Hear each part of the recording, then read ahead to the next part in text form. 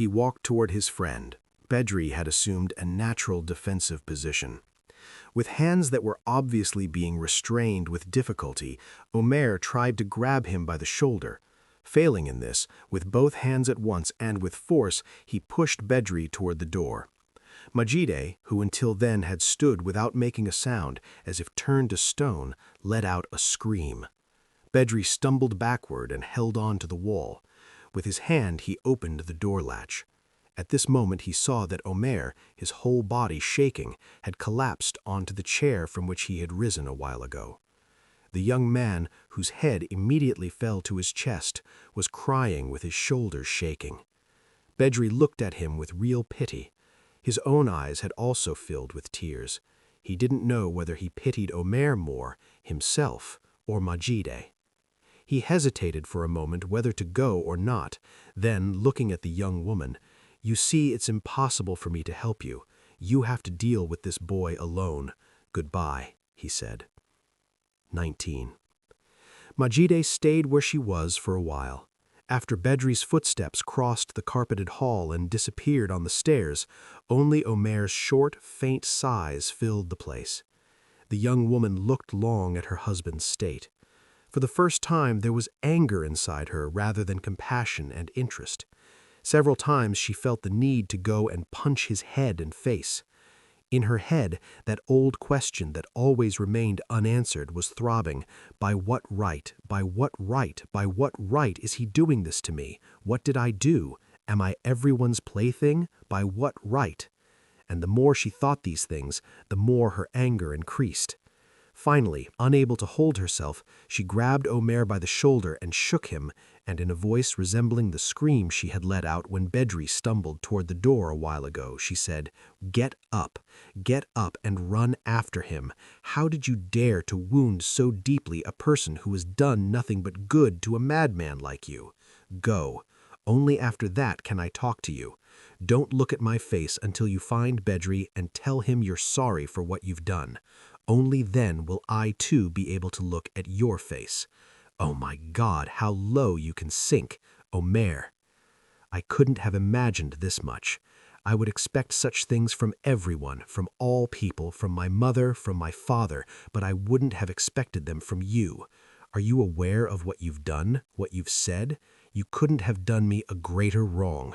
I can't find words to say. You've done very badly, Omer. Crying doesn't mean anything. Omer raised his head. His eyes were reddened. After looking at Majide for a long time, he got up from his place. He put his hands on his wife's shoulders. I suppose you're right, he said. How can I live after suspecting you, or rather you too? Those words of yours could have made a person more suspicious, but they prove to me that you're not lying. By saying go, find Bedri and ask his forgiveness, you showed me that you have nothing to fear or be ashamed of. Yes, let me go. One must believe, one must trust. He suddenly changed again. His eyes took on the distracted, cloudy look they had when he first entered the room, as if writhing with a physical pain. But how can I believe? After not believing in myself, after learning in one day, in a few hours, what filth I am, and after seeing the base soul I had managed to hide for 26 years right before my eyes, is it possible to believe in any person, whoever they may be? How can you ask me this? But it's necessary. Since you want it, I'll go now and beg Bedri. Must everyone be as disgraceful as me? Perhaps you're different. To suspect a person wrongly is the most terrible thing. Even at the cost of being deceived, one shouldn't do it. I'm going now. He immediately ran to the door. He turned back again. He seized Majide's hands. He began to kiss them, bringing them to his mouth. Meanwhile, noticing the small but definite effort the young girl made to withdraw her hands, he turned his eyes to her. Oh no, he said, you're doing this for the first time. The truly terrible part is that you're doing it unconsciously, from inside yourself. Majide, I'm beginning to lose you too. Yes, perhaps. Why shouldn't I lose you? What is it about me that you're attached to? My good qualities? My incomparable virtues? It's certain that we two belong to different worlds. Only I love you madly, that's all. But now, Can I dare to claim this? You're right. I could have expected something from you only if I loved you enough to give no occasion for any suspicion. Now it's quite natural for you to feel distant from me. But I can't bear it. Tell me, what must I do? Majide, my dear wife, look, I'm asking you like a friend. What do I need to win you back? List them for me one by one, and I'll do them one by one. Yes, you already said it. I'm going right now. If necessary, I'll even throw myself at his feet. I'll tell him I did this for you. You're right. Bedri is a person too good to be suspected. I'm going right now. He dashed out running, and he was heard descending the stairs at the same speed. Majide threw herself on her back on the bed. For several minutes she lay there without stirring, without thinking anything, without looking at any particular place. Suddenly she felt a slight tickling in her throat and tears beginning to pour from her eyes without her noticing. This wasn't a feverish sobbing, convulsive crying. Tears that had apparently accumulated somewhere had found a channel to pour into. They were trickling quite calmly, even a bit sweetly, down both cheeks onto the pillow. Majide felt nothing but a slight tickling at her temples and earlobes, and a feeling resembling the strange relaxation and ease into which a man who has cut his wrist veins sinks as the blood spurts. Her breathings were deep and infrequent. Each mass of air she drew into her lungs trembled a little in her chest, but this resembled a sweet sigh rather than a sob. The red lampshade was shrinking and growing before her eyes. The light, mixing with the tears, was dividing into 7 colors and rising to the ceiling in rings of color large and small. The silence was throbbing in her ears, and the loneliness settling on her forehead like a heavy stone was burying her head in the pillow. She didn't know how long she lay like this. She came to herself with a noise. She immediately sat up and extended her legs down from the bed. The first thing that struck her eyes were her legs. Because her skirt had ridden up, her bare knees and the flesh-colored stockings that were rolled up and held with an elastic a little below them seemed to her like things belonging to a stranger. She jumped to the floor and pressed up to the mirror, wanting to see her face too, but at this moment there was a knock at the door. Majide immediately understood what the noise was that had awakened her from her distracted state. Who could it be? Approaching softly, she opened the door a crack and stepped back. Outside, a woman of about 35 to 40, thin, sallow-faced, but rather neatly dressed, was standing and hesitating to come in. At first, Majide thought she knew her from somewhere. There was a bad presentiment inside her. "Whom were you looking for?" she asked. The strange woman, after casting a quick eye over the room, said in a very sharp and definite manner, "You." "Come in. Did you want to tell me something?" The woman entered. Majide established that her clothes weren't in as good condition as they had appeared in the half-light. The color under the arms of her black silk dress had faded, and some places had begun to shine noticeably. Her strap shoes were a bit crooked, but newly polished. Her frequent breathing and her wrinkling her face from time to time, as if there were some painful place inside her, showed she wasn't very healthy. Finding nothing to say, Majide was looking at her with questioning eyes. Finally, unable to bear the other's insistent silence, she turned her head. Then the visiting woman said, "I'm Bedri's sister." Majide suddenly turned. "You?" she asked, and unable to continue her words, looked down. The woman began again. "How long I've wanted to come here. I needed to see you alone. To tell you the truth, I didn't much think you were a sensible person, so I controlled myself. Let there be no scandal, let my brother not be upset, I said. But everything has a limit. What kind of people are you? Now I look, your face doesn't resemble a bad girl at all. But are you pleased with what you've done?" Majide was listening bewildered, without understanding anything. The woman pulled a chair to sit down, then changed her mind and continued standing. "My girl, I'm not going to meddle in anyone's affairs. You can live as you please, but on condition that you don't harm others. You probably knew that my brother was obliged to support a family. That being said, with what conscience are you taking from him his all and everything, his entire earnings, the livelihood of his mother and sister? Just because you found him innocent, is it right to carry the matter this far?" Majide was even more bewildered, trying to collect herself, and with sudden anger, her face turning crimson. "Wouldn't it be better if you discussed these things with your brother?" she said. The woman immediately replied, moving her face with nervous movements as if she were about to have a fit. "With Bedri? Can one talk to him? He's flying in the seventh heaven. Whenever I try to bring up the subject, he says, 'Are you hungry? Are you naked? Leave me alone.' Does a person's needs end when their stomach is full? And what right do you have? He's our brother, our son. What right do you have to be a burden on him? You found the stupid boy, husband and wife, and are you going to fleece him? I thought you were somebody too. For 2 years he kept talking. 'Oh, mother, oh, sister, I had a student in Balikesir. She was so refined, so beautiful. Nowhere can such a perfect girl be found. Extraordinary,' he would say. In fact, at that time we were afraid that maybe he'd fallen for this girl and would try to get married. Then time came between. He didn't go back to Balikesir. Gradually, these remarks ceased too. We said, out of sight, out of mind. But it seems troubles were in store for us. Suddenly, talk of you started again.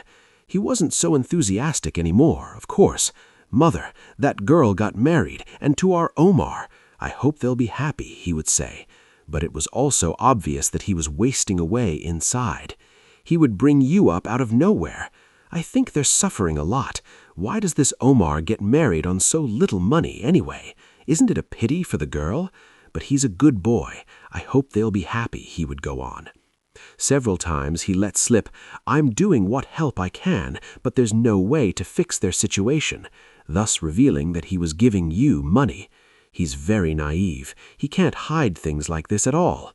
Oh, the blood rushed to our brains, but we didn't make a sound so he wouldn't get angry. Time passed and our Bedri changed. Where before he would pour out whatever was in his wallet, he began to ask the account of 5 kurush, to interrogate us when we asked for money. 'What do you want it for?' For several days, while he was sleeping in the mornings, I searched his wallet. He had 3 or 5 liras. When he came in the evenings, I again glanced at the wallet. Nothing but small change. Thank God, our brother isn't a drunkard. He has no womanizing. Immediately you came to my mind. If he'd gotten married, it wouldn't have been this bad. Even a bride couldn't have taken him from our hands as much as you have. What's going on? Are we in the wilderness?" She had become quite excited, and because of this, her breath had begun to shorten even more. Against her will, she was forced to collapse onto a chair and sit. Majide was still standing in front of her and wasn't understanding anything from what was said. She was hearing each word one by one, noticing that they were creating certain images in her head, but she couldn't gather them all together and make out a definite meaning. For this reason, she couldn't find an answer to give. She kept grabbing the edge of the table not to fall and looking at the person before her. Bedri's sister began again in a light, sick voice, haltingly, in a natural, carefree manner, as if relating some gossip to a friend. "The matter of my brother's future won't do to leave off, so in this sick state of mine I took to the streets. For weeks there's no place I haven't gone. Before I found here, I had an awful time, but I didn't come to see you then. 'Let me see what kind of people they are,' I said, and deepened my investigation. I wandered street by street in Shedzade Bashi and found your aunt or whoever.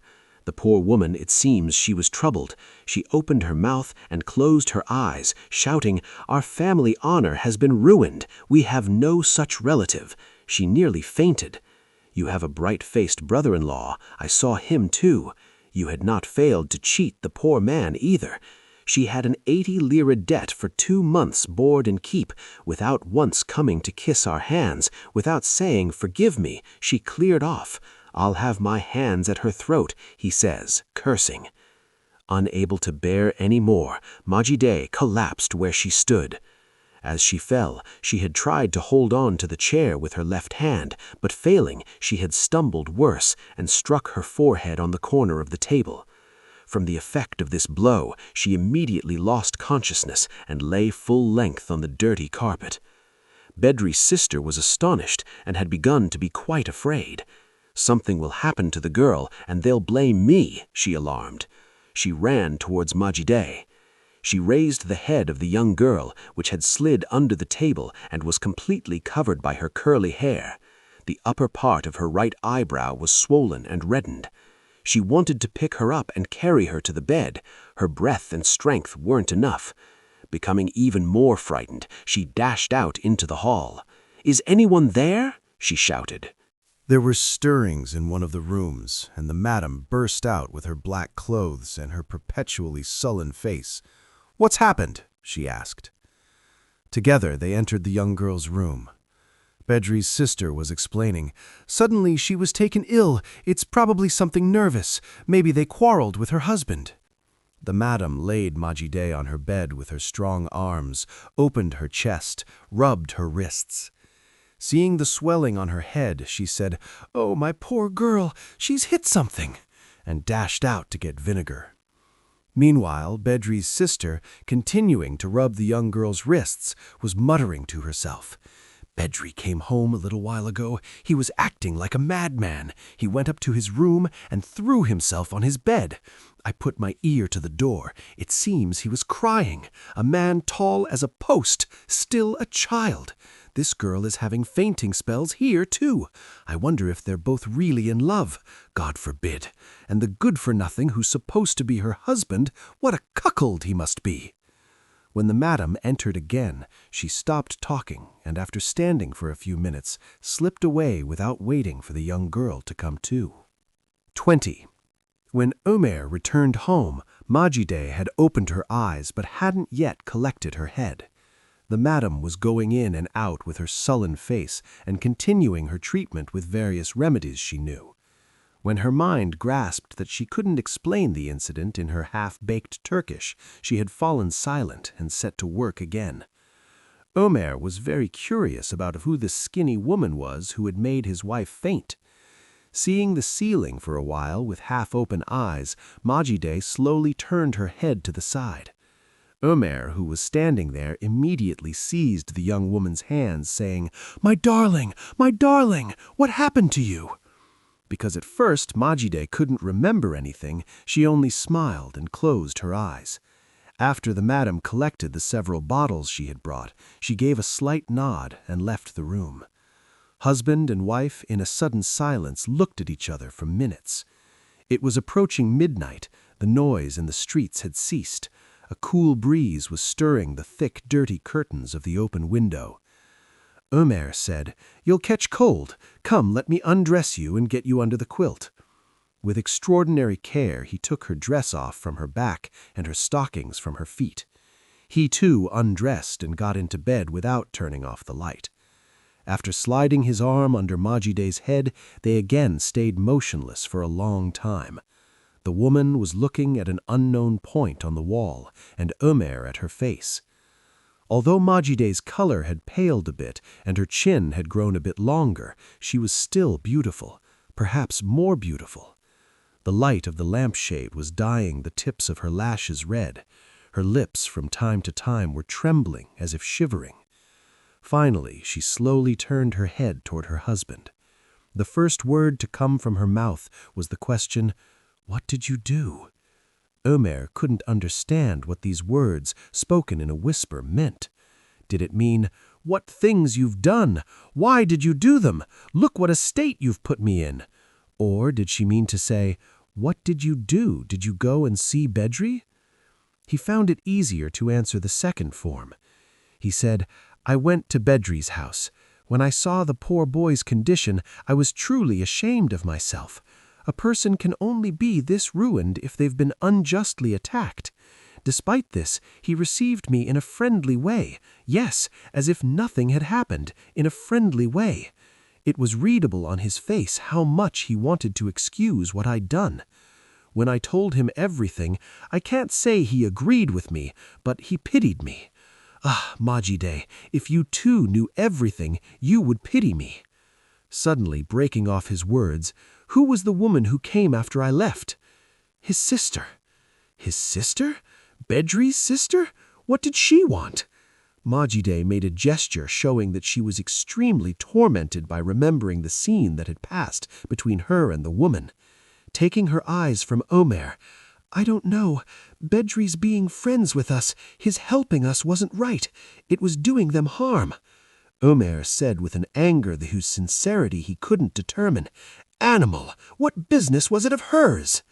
Majide unconsciously moved a bit away from Omer. With a rebellion she was barely restraining, her voice trembling. "She told me things resembling what I heard from you a while ago, perhaps even more. If I didn't know that you too thought the same things, perhaps it wouldn't have been so bad. I would have said she was a sick and impudent woman, but seeing your views so close together drove me mad. While I was listening to her, while I was being crushed by her slanders too base for my mind to grasp, you kept coming to life before my eyes. I couldn't dare to be angry at the woman, to drive her out. What right did I have? Hadn't you too said the same things? Bedri's sister wasn't going to think of me more or know me better than you. I couldn't open my mouth and answer even a word. Then suddenly my head spun. It seems she was telling how she had gone to my aunt's and how they had spoken of me. My knees buckled. Unable to restrain herself, she began to cry.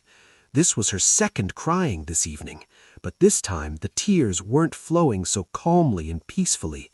They were pouring onto the pillows in anger, despair, and helplessness, like the blood that spurts out as a man with a knife stuck in his side thrashes about. Omer ran his hand over Majide's wet cheeks to calm her, but Majide, turning her face away, asked to be left alone. For a while they didn't speak. Omer was running his trembling fingers through Majide's hair. He was about to cry, too, or else get up and throw himself out the window. He was saying, "I'm perhaps the basest person in the world. I'm no use to myself or to anyone else. The best thing is to settle accounts as soon as possible." But at the same time, he thought he was threatening Majide with these imaginations passing through his head. He gradually began to murmur, "You're right, Majide. When I stayed a while with Bedri and saw his binding friendship and concern, I forgot what I was. He said many things trying to prove that I wasn't completely a bad man. For a moment I believed. Now I see it was all delusion. A person is what they are. You're right. Perhaps that shrew and whiny sister of Bedri's, Mediha, and I are of the same dough. You and I must part ways. I'll carry this cursed devil inside me for a while longer and then put an end to everything. Why should I drag you along? It's obvious how different we are. My loving you like a madman despite all these differences must also be a trick of this devil. Besides, everything is getting worse by the day." Things have happened that I had never done, never even thought I would do. I'm not a creature to lie beside you like this and speak words like a real person. Machide, you've given your verdict without knowing many more things yet. But what you saw this evening was nothing. In fact, I was even somewhat excused in doing that. I was disgusted with myself. Unable to bear this, I wanted to see all people too as disgusting creatures like myself. My darling, if you knew what things I've done, perhaps you would be angrier with me. Perhaps you would run from my side. Perhaps you would pity my condition. Look at me. Am I not pitiable? Involuntarily, Machide turned her head. Her husband truly looked exhausted and pitiful, as if expending his last strength. It occurred to the young woman that there had been something different about him ever since he first came this evening. She remembered that she hadn't once asked him what's the matter, that all night she had only thought of her own suffering and had never wondered about her husband, who was certainly thrashing in the grip of many troubles and woes. But a feeling resembling curiosity rather than pity appeared inside her. Why didn't you tell me? Why aren't you still telling me? For months there are things you've hidden from me. You're doing everything you can to distance me from you. Tell me, what happened today? Omer paused for a while. It was obvious that his face was reddening where he lay. Machide looked into his eyes with both curiosity and, in the face of her husband's sad state, a compassion and interest that had begun to be born anew. Omer sat up quickly. It was clear he wanted to stay as far from his wife as possible. after leaning his back against the wall, one by one. "Today I threatened our cashier Hafiz and took 250 liras," he said. Machide looked at Omer without stirring where she lay. On her face was an expression as if she wanted to recognize a stranger. She was narrowing her eyes, and her long lashes looked thicker and darker. Omer, frightened by his wife's manner, leaning toward her. "If you want, I won't tell you anything. If you want, I'll get dressed and go at once and leave you in peace. Or I'll turn my back and sleep, as you wish." He was speaking like a person who had known everything, decided everything.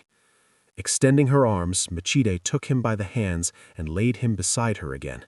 In a very low voice, "Come on, tell me now," she said. "Mustn't you tell me everything before anyone else? Who listens to you as much as I do? Or rather, who but I listens to you? Who is troubled together with you?" Omer, after pausing a bit and trying to gather the day's events in his head, began to tell in the same low voice and slowly. Meanwhile, their heads, lying side by side on the pillow, were almost touching each other. Machide was looking up at the ceiling, while Omer, lying a bit to the side, could see his wife's left cheek, her nose, and her lashes. "You knew how tight things were. Perhaps the greatest part of my trouble was the worry of not letting you notice anything. Don't. I'm not going to claim I did anything because of you. Whatever I did on my own account, with my own vileness. Besides, there's no side of the matter to be interpreted. Nothing can excuse me. Yes, this money trouble that had been going on for months was driving me mad. While walking around or sitting in the streets, at the office, I would constantly think, what's the cause of our suffering like this? I could never find a reasonable cause. When I came across men on the bridge in the late afternoon who had done their shopping and had their packages under their arms, I would ask myself, what are you lacking? Why? Why can't you bring something home? Why can't you do anything but chase after friends to borrow from or impossible dreams? Perhaps these things aren't really so terrible. Perhaps most of the people I see on the streets are in the same situation as I am, or close to it. But my head is like a lens that magnifies everything. Everything that enters there, like an oil stain falling on woolen cloth, expands and grows without being noticed. When I tried to think of something else, I couldn't succeed. Around this time, our Nihat also began to press me. He said they needed money for some crooked business of theirs, and in this connection, he mentioned our cashier. The money Nihat needed didn't matter to me. I didn't even pay attention, but this cashier business stuck in my head and stayed there. In the first days, I didn't seriously think such a thing could be done, but without me realizing it, I saw that this idea had lodged in my head like a precautionary measure. When I was in my right mind, I considered it shameful, even criminal to imagine such a baseness. But my head, running around in all directions looking for a remedy and constantly hitting walls, at the last moment, just when it was about to bring despair, would clutch at this possibility and save itself. Perhaps an old habit also had an effect, because ever since my bachelor days, in tight times I had been applying to the cashier, in a different way, of course. His being good and open-handed had always kept me from falling into the uttermost hopelessness. The cashier was still doing the same thing now, but how changed. Let me also say that I never seriously expected I would show such courage, that is, go and forcibly demand money from the cashier. I thought there was only a possibility in my head. This morning, when I went to the office this morning, I suddenly decided, what the hell, I'll go and openly ask for money. Am I not worth as much as his good-for-nothing brother-in-law? I said. Where this sudden decision, this effrontery suddenly came from, I don't know. As soon as I went to the office, I found this intention ready inside me. That's all. A devil was directing my will wherever it wanted. Several times I went out of the room as far as the cashier's door. I couldn't manage to go in. Finally, an attendant said, Hafiz Bey is in his room, so I couldn't hesitate any longer. Ah, Machide, if you could see the poor man's condition. Think of it, for months he had been living in constant alarm and torture. I told you about 2 months ago, I think, on the day we got married. Machide said softly, You didn't tell me anything. Really? I remember it that way. I told Nihat and Professor Hikmet. Weren't you there then? Anyway, but I certainly told you that to save his brother-in-law from prison, he had taken 200 liras from the cash box and, unable to put it back, was trying to manage the business by falsifying the ledgers. For months he had been in constant hesitation. If his brother-in-law were convicted or if he were acquitted, he would take this money that he had deposited at the courthouse as bail, put it in the cash box, and correct the ledgers. But the trial just wouldn't end. When I went into his room today, he immediately looked at my face and smiled in that sad way of his. I understood he meant to say, "Still nothing." But I had made my decision. I intended to be very brief, and for this, without dawdling, without getting into conversation, to say what I wanted like a machine. Now I can't quite remember. I spoke like a complete stranger. With sentences and threats I had mostly learned from Nihat, I first bewildered the poor man. But toward the end of my words, I saw a strange smile appearing on his lips. Immediately my mouth dried. I cut off my words. Then Hussamuddin Effendi got up from his place. He came toward me. I thought he would grab my collar and throw me out. He didn't. In a tough, street bully manner I had never encountered in him before, he said, "Well done, son. You've been well raised." Then he let out a soft laugh that seemed to me at that moment terrible and out of place. "You've also chosen your time well. Unfortunately, I can't send you empty. Since two tradesmen are face to face, let's talk frankly. If you had come yesterday, you wouldn't have gotten a cent. I'd have kicked you out. If you come tomorrow, you won't find me. The devil must have whispered to you. Congratulations. I can't bear this business any longer. An end has to be put to it. This morning, I made my decision. There's quite a bit of money in the cash box. I was going to take a portion, or rather, as much as I could carry, leave it at home as livelihood for the wife and children, and after that, take myself off. Wherever the devil calls, there. What good is it to be any other way in this world? The world has been invaded by men like our brother-in-law." Does a wretch like me struggling do any good? What right do I have to drag 5 children and a wife through the mud? Now, with these words of yours, you've strengthened my decision. I owe you thanks, son. You firmly proved to me that the world really isn't worth spitting in its face, and that in this world there isn't a single, yes, a single person whose face shouldn't be spat in. If such a one existed, it would be you, and until now I had a doubt inside me. There is, perhaps, also a good side to this universe, but we're not fated to see it, I was saying, and thinking of you. Thank you again. You've saved me from consoling myself with empty dreams, from regretting what I've done. I, too, used to think myself a judge of men. When I looked at your face, I saw a person whose heart beat, not a soul full of wickedness. There, you blockhead. Take these 250 liras. Don't report me. I'm giving it to you as the price of silence until tomorrow. After that, if you want, take the trumpet of Israfel and announce it to the heavens. Even if the Almighty came as a policeman, he wouldn't find me. I only have one request of you. I'm not asking because I trust your honor. I'm telling you because there's no benefit for you either, maybe harm. Don't let slip that I took the money and gave it to my family. They might drag you into the business too, asking how you know. Keep silent, not out of mercy, but out of caution. Now then, you've opened my eyes. Once more, thanks to you. Now get out of my sight. I don't want to look at a dishonorable man's face. I'm enough for myself. Don't stand there. Get out. Get out. I left his room like a drunk. All the words he had said were throbbing one by one in my brain. His eyes growing as if about to burst from their sockets, his voice trembling with a hatred for people and life that could no longer be calmed. In despair and hopelessness, wouldn't leave me alone. Majide, I swear that since the world was created, no one has ever found themselves as base and disgusting as I found myself at that moment. I wanted to slap myself, and was going mad thinking I couldn't do it properly, stretching out my arm all the way. The banknotes in my left trouser pocket, which I was holding in my palm, rustled with every step I took and made my insides crawl as if I were touching filth. I left the office at once. I wanted to throw the money in some corner, but I was afraid some poor person would get it.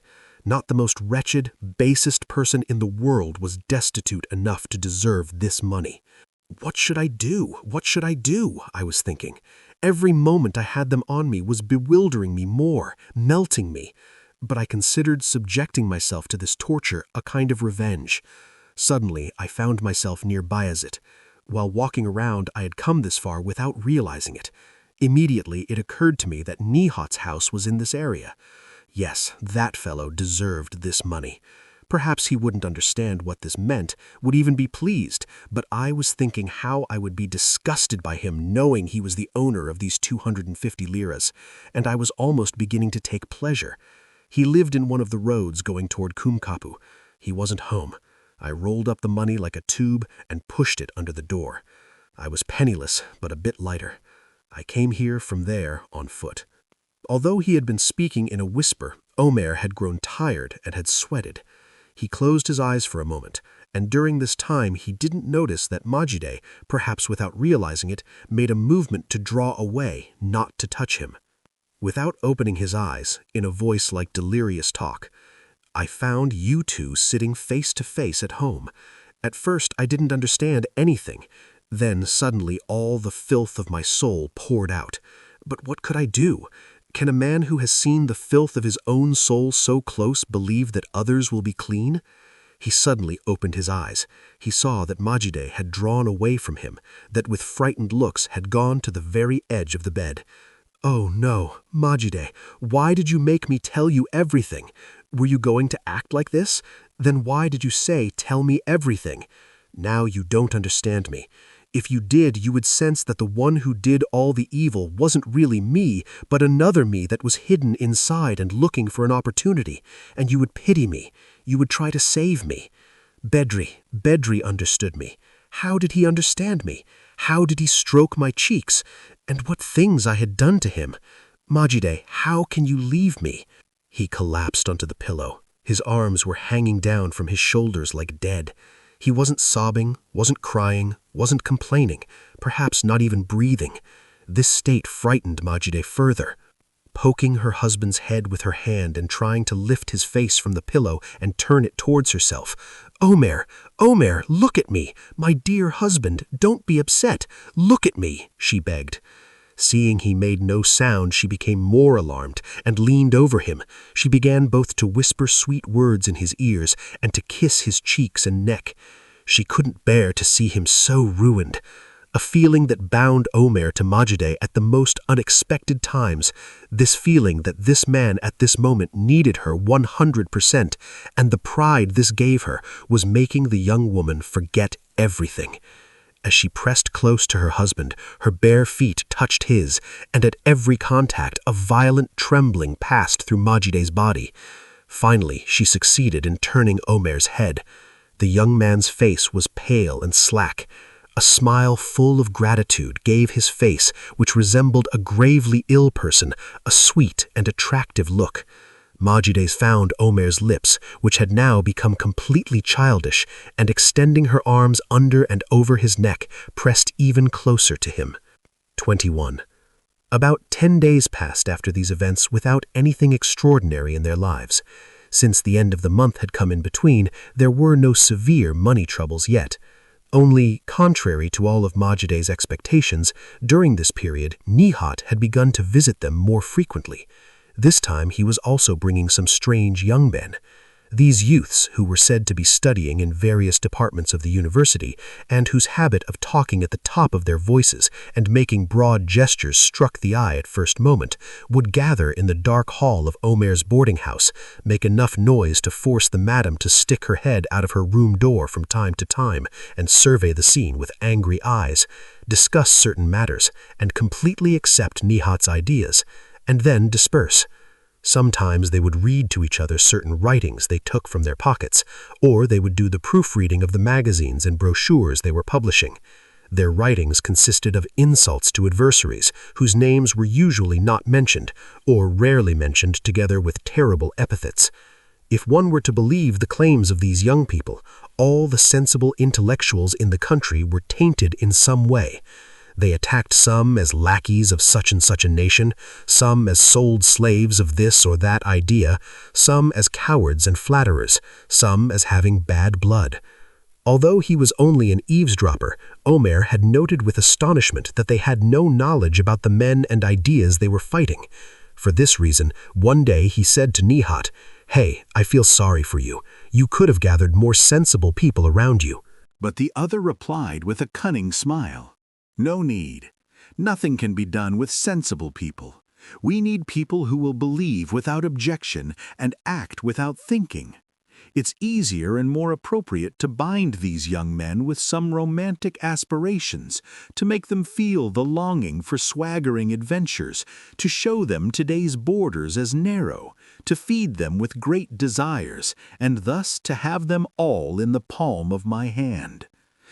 Then, seeing no harm in being sincere with a friend he understood he could no longer bring around, he added, "Life is nothing but a dirty trick." As when he had once argued with Nihat, Omer sensed that his friend's words couldn't be right. He didn't accept that life could be built on such base aims, but he couldn't find the strength in himself to defend his ideas. Life was certainly not a dirty trick, but what was it? This life had to have a meaning. A person couldn't have come into the world just to eat, drink, and take someone into their bed. A greater, more human reason was needed.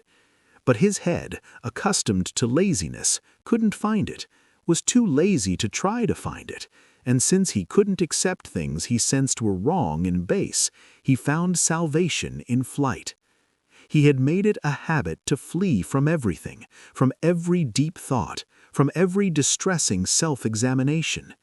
He had ceased to be a man of thought and had become a man of imagination, or rather, of fantasy. As long as he couldn't find around him a current of ideas that would convince him of its rightness, as he saw that his friends and even his professors, behind big showy words, were chasing quite shopkeeper-like business, he preferred to live in his imaginary world, and since it wasn't possible to live in imagination alone, in his material life he remained the plaything of coincidences, sudden passions, and desires. He was clever enough to sense that the boys with Nihat were playing the role of swaggering renunciation and heroism of ideas.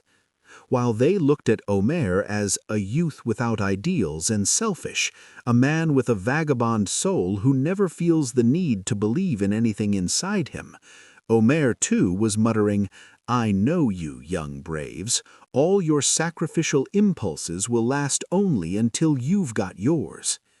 Once, talking to one of them, he asked, "My friend, what will you do when you finish medical school? Will you go to a village?" The other, caught off guard, said, "What do you mean?" Then he made a not very skillful retreat.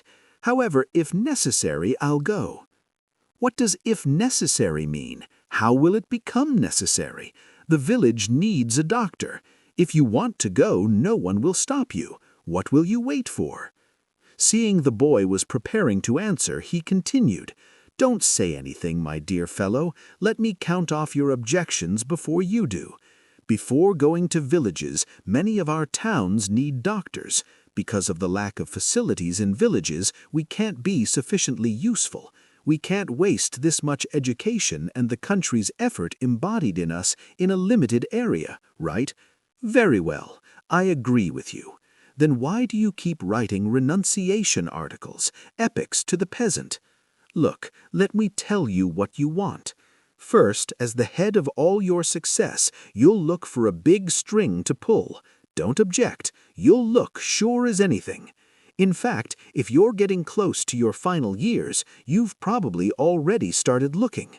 After that, appointment to a conspicuous place in the country, obtaining the means for specialization, then earning money, abundantly, by the fistful, like madmen, then marrying a beautiful wife. Not a woman whose mind you'll understand and whose soul is suited to yours. As long as everyone who sees her says, 'Oh, look what a gorgeous wife so-and-so has,' that's enough. Only on this point are you idealists, and aside from material benefits and comforts, your soul's spiritual pleasure is this, to marry a beautiful wife and make everyone's mouth water. Then a car, an apartment building, later a paunch, poker, and so forth.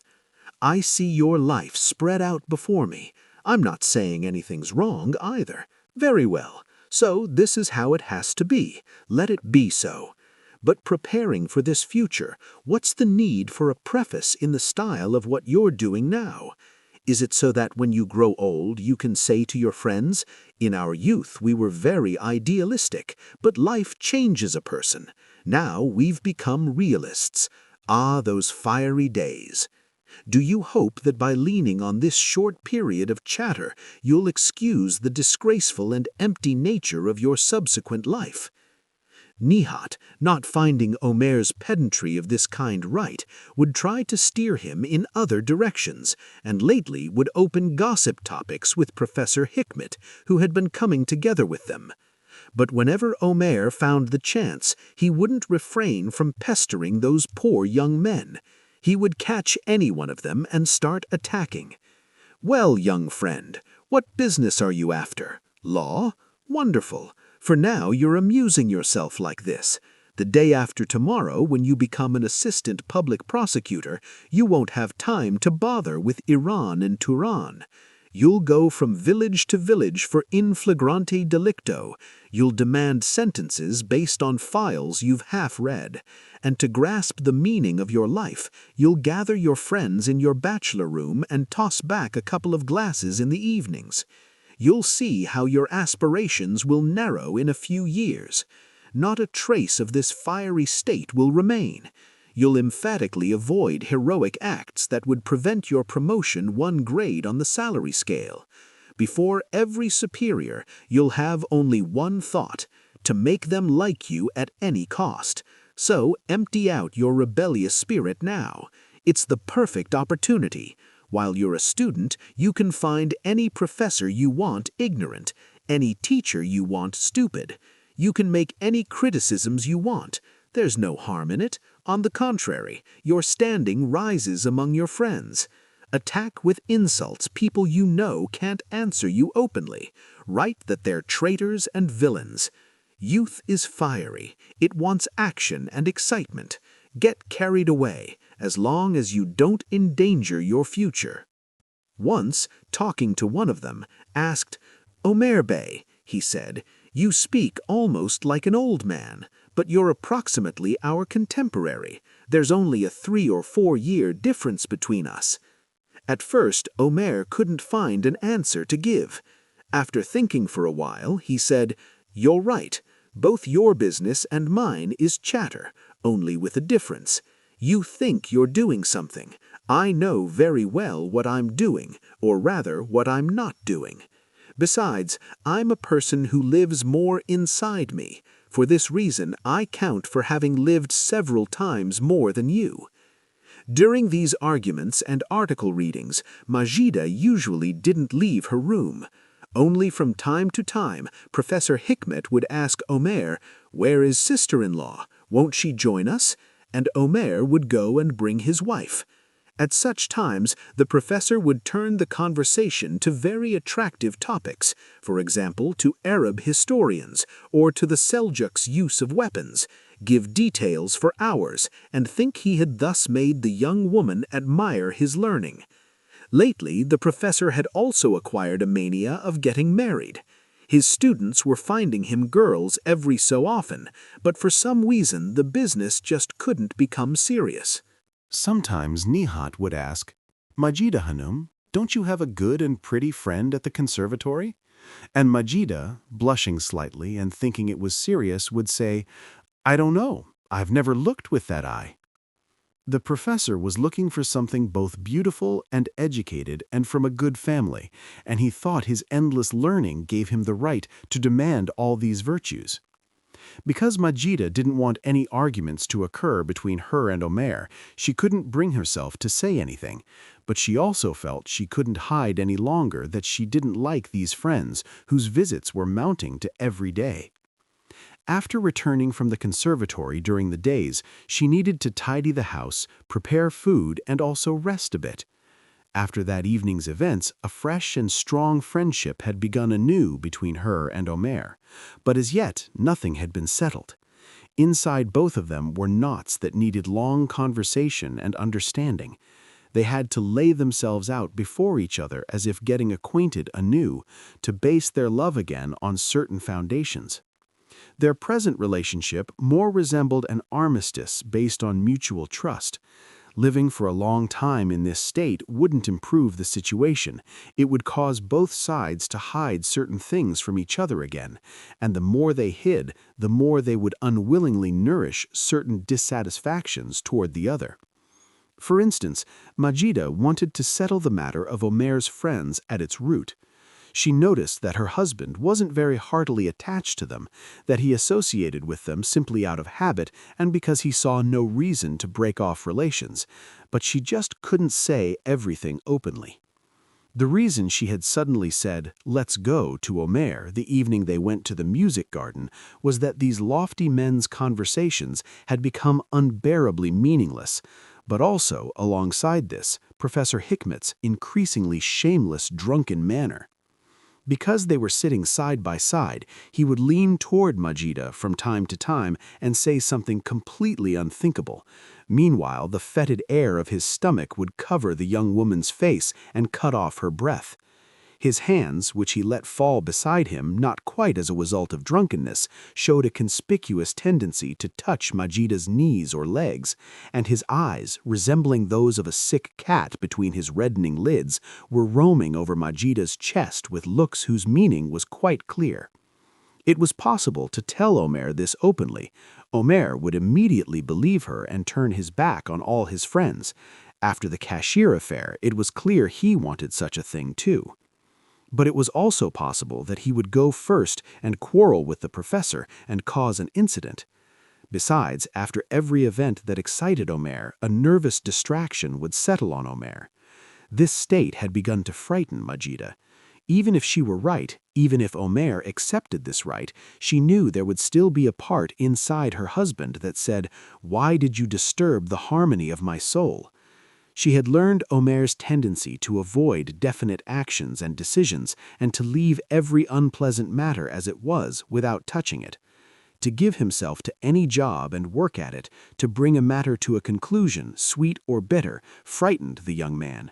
He preferred to live without noticing many things, and finally, when events pressed so close that they couldn't be escaped, to wriggle out of the business with sudden and violent decisions, with actions that occurred to him at the moment, and to tear everything off and throw it away.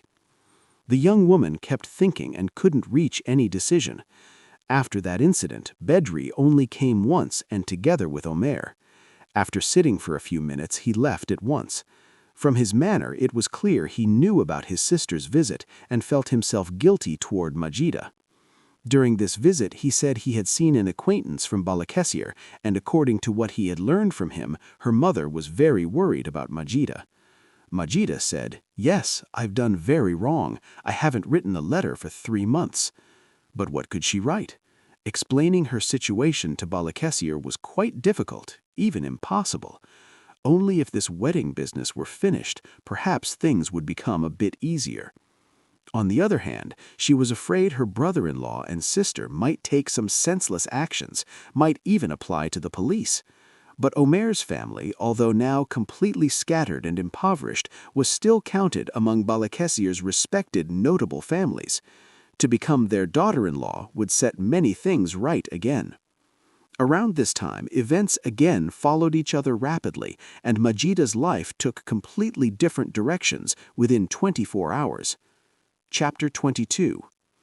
One evening, Professor Hikmet at the head, Nihat and the young men in their retinue took Omer and his wife to a charity society's entertainment. That day, Omer was thoroughly tired. Because he had no money, he had walked from Taksim to Sirkechi and back and hadn't eaten lunch. For this reason, he wasn't much inclined. He expected that Majida wouldn't want to go. At first, he didn't accept the proposal. But Professor Hikmet said, "Our young lady will want to see it. It's something the young people have worked on and done. There's music, there's a play. The children have worked hard. It will be an encouragement. We're already doing what help we can. Don't refuse to visit and give them spirit." At one point, Omer let slip that he had walked that day and was penniless. Hikmet immediately put his hand in his pocket and took out 2 liras. "Why don't you tell me your troubles? How many times have I told you?" he said, scolding, and gave them to Omer. Nihat said, "If you need more, I'll give too." At this remark, Omer felt his hair stand up. Thinking Nihat was offering him the cashier's money, he shot a hate-filled look at him. But Nihat, paying no attention, said, "Come on, don't drag it out. Let's go." They all went out together and came as far as Shezadebashi by tram. In these streets, a strange fear seized Majida. When passing the road that turned off to Antamines, despite all her effort, she couldn't keep from turning her head in that direction, and she saw that no light was burning in any window of the two-story wooden house. "They're probably in the hall, eating dinner," she said. They passed through the garden of an old mansion. The hall of the huge building had been decorated and turned into an entertainment hall with chairs arranged in rows and a stage separated by blanket curtains. Because no one was visible in the middle, Omer said, "I guess we've come early." Professor Hikmet said, "Yes. However, let's look in at the chairman's room. Perhaps some friends have come. We'll chat." They entered a rather large room. This was indeed full. Majida saw 15 or 20 people becoming ghostly amid cigarette smoke. She noticed that many of them were people she had met the evening they went to the music garden. Behind a rather large desk across the room was a middle-aged gentleman with white curly hair combed back, rather tall and horse-faced. It was clear he was the chairman of this society. Just as the newcomers entered, a heated conversation had begun. In the old-style, cherry-colored Morocco armchair beside the chairman, an old man with a round face, tiny eyes, and thinning hair was explaining something, raising his right hand at regular intervals, as if giving advice or orders. Omer immediately turned to his wife. "He's one of the old famous men. He's held very high offices. Now he's retired, but he's kept the passion for making everyone benefit from his ideas. Pay attention, he says very formidable things." After the newcomers had found chairs and attached themselves, the speaking gentleman began to talk again. He touched on many things at length. What he really meant wasn't quite clear. He was stopping at every topic, from the repair of Istanbul's streets to students going to Europe visiting bars, from giving tractors to the peasantry to tobacco sales to Germany. At one point, he spoke of seeing the need for a distinguished group to run the country, and since it would be difficult to obtain this group by ordinary means, it would be possible to collect class presidents from every school and raise them under a separate regime and separate education. To support each of his ideas, he was bringing examples from his own life and from his past activities, which were clearly very rich. The writer Ismet Sherif, smoking a cigarette in a corner and surveying the scene, caught a pause the important man made for breath and began to speak. To avoid suffering the same fate, he set about explaining without leaving even a small gap between words and sentences. Exactly like the gentleman who had spoken before him, he was jumping to 1,001 topics, but using a darker language and more eye-dazzling words. Besides, he preferred to take his examples not from his past activities, but from the works he had written. Meanwhile, Majida saw that Bedri too had entered. Omer immediately signaled with his hand and called his friend to his side. "Come, let's sit together," he said. "Our Ismet Sherif hasn't learned his lesson despite all that has happened to him. He keeps showing off. Now I'm going to say something to make him angry." At this point, the great writer was saying, "In my novels, I had dissected at great length with what course these data, which are important factors in the formation of our social structure, are also effective in the collective consciousness's coming into being upon mass psychology." Omer asked in astonishment, "Master, do you also have novels?" Ismet Sherif, faced with this manifestation of ignorance he hadn't at all expected, contented himself with saying, "Ask those who know to read and write." "I see your articles sometimes, but I wasn't aware you had novels. They probably aren't being read." The poet Emin Kamil, with a smile showing he was pleased at this attack on his friend Ismet Sherif, rose to defend him. "Come on, my friend. The novel The Wound, even if it hasn't been much in demand, has entered our literary history." The Wound was indeed Ismet Sherif's most often mentioned work, and it was more or less the story of the wound on his neck that had poisoned his childhood and part of his youth and had left him permanently crippled. With a merciless decision, Omer didn't leave off his attack. Come off it. The wound novel really wasn't bad. Look, now it comes to my mind. At one time, I too had read it. But let's all think together. Is this novel enough to make a man a writer and novelist? A person who has spent 8 or 10 years of his life in the grip of a terrible affliction, with all his feelings and thoughts bound to this affliction, and whose hand, thanks to writing reams of pieces for bread money, is fit to put 2 words together, can't he put to paper, attracting some interest and much sympathy, this greatest and perhaps only event of his life?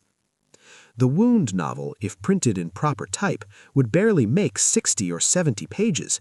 As everyone will admit, its technique is also rather faulty. Is this what you call a great work, an artistic success? If in my present state I suffered what Ismet Sharif suffered, I'd turn out such a short novel. In my opinion, an artist becomes an artist when he begins to give to others besides himself. Ismet Sharif's crooked neck turned crimson on his shoulders. Trembling, he shouted, "The opinions of a fellow who has never written 3 lines in his life can't be any other way. We consider it outside our competence to interfere in the work of a boy shining shoes in the street, but we consider it our most natural right to poke our noses into the work of us artists. Going above one's station is the most obvious characteristic of our half-intellectuals." Omer laughed. "I don't interfere with the bootblack's profession and methods. Only if he polishes my shoes badly, my eye is capable of understanding this, and I also have the right to object. If artists are going to give only their colleagues the competence to speak about their works, they'll be the losers again, because they're not even as merciful to each other as we are." Several people laughed. Emin Kamil, as if starting to defend Ismet Sharif, changed the subject. At first, no one could understand what he was saying, but gradually it came out that he was talking about Islamic mysticism into which he had newly plunged. In a short time as a year, the young poet had tried and abandoned Buddha and Lao Tzu, and had finally settled on Ibn Arabi and Hallaj Mansour. He was uttering Arabic phrases he had newly learned and mispronounced.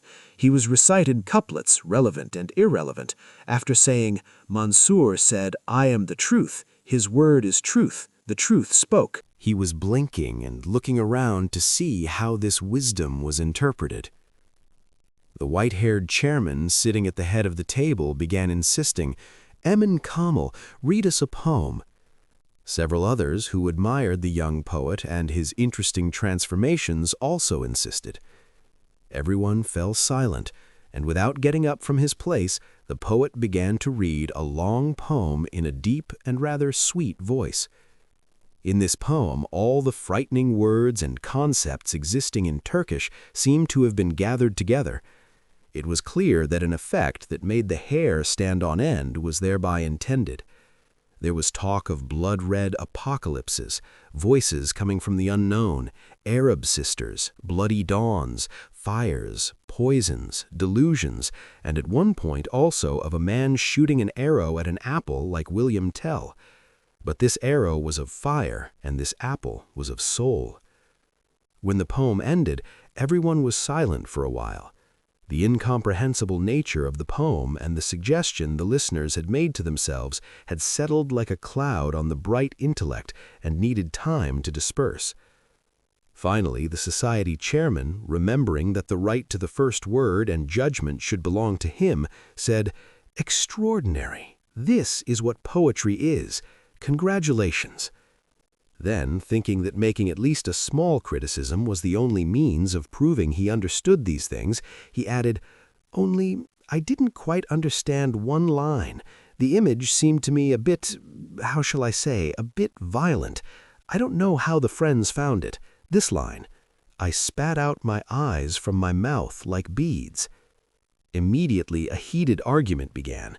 Everyone was expressing an opinion on this single line. The poet was looking with eyes full of compassion at this simple crowd trying to interpret his work, but without hiding that he was also getting irritated at the criticisms. At this point, Bedri leaned toward Omer. "How did you find the poem?" he said.